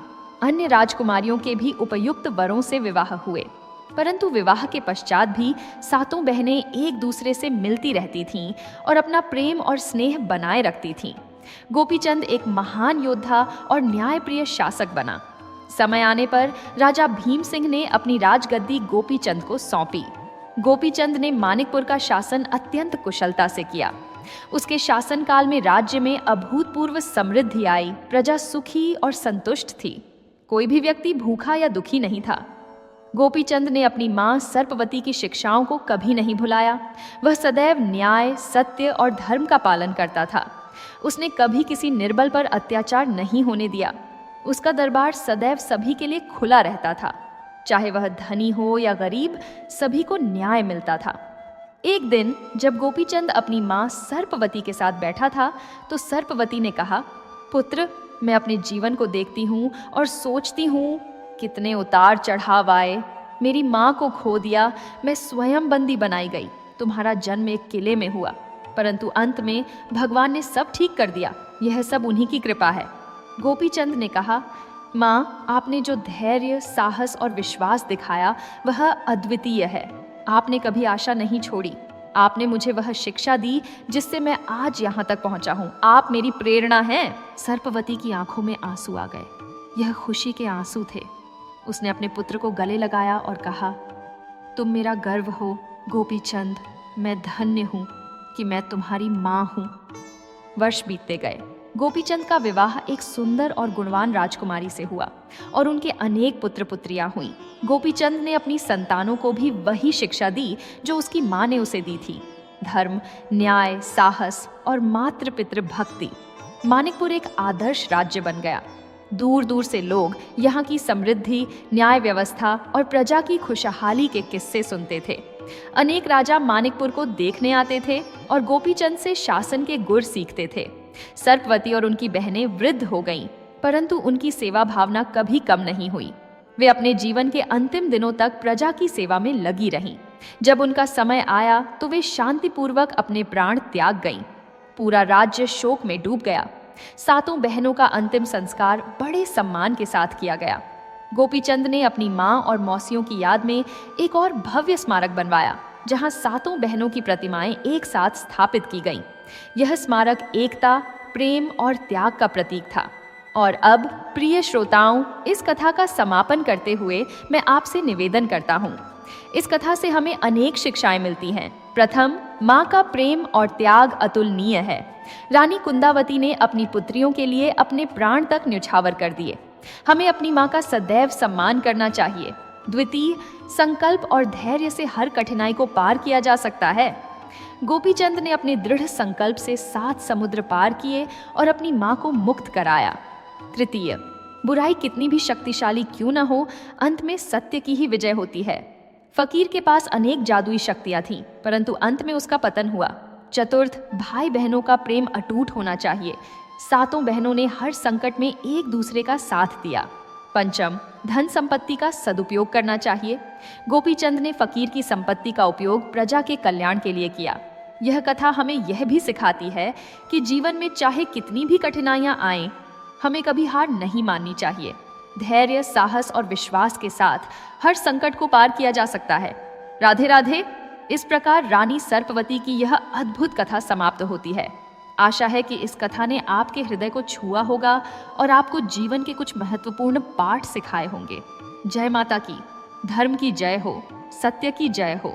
इस कथा को सुनने के लिए आपका धन्यवाद। इस कथा को अपने परिवार और मित्रों के साथ अवश्य साझा करें ताकि वे भी इसके संदेश से लाभान्वित हो सकें।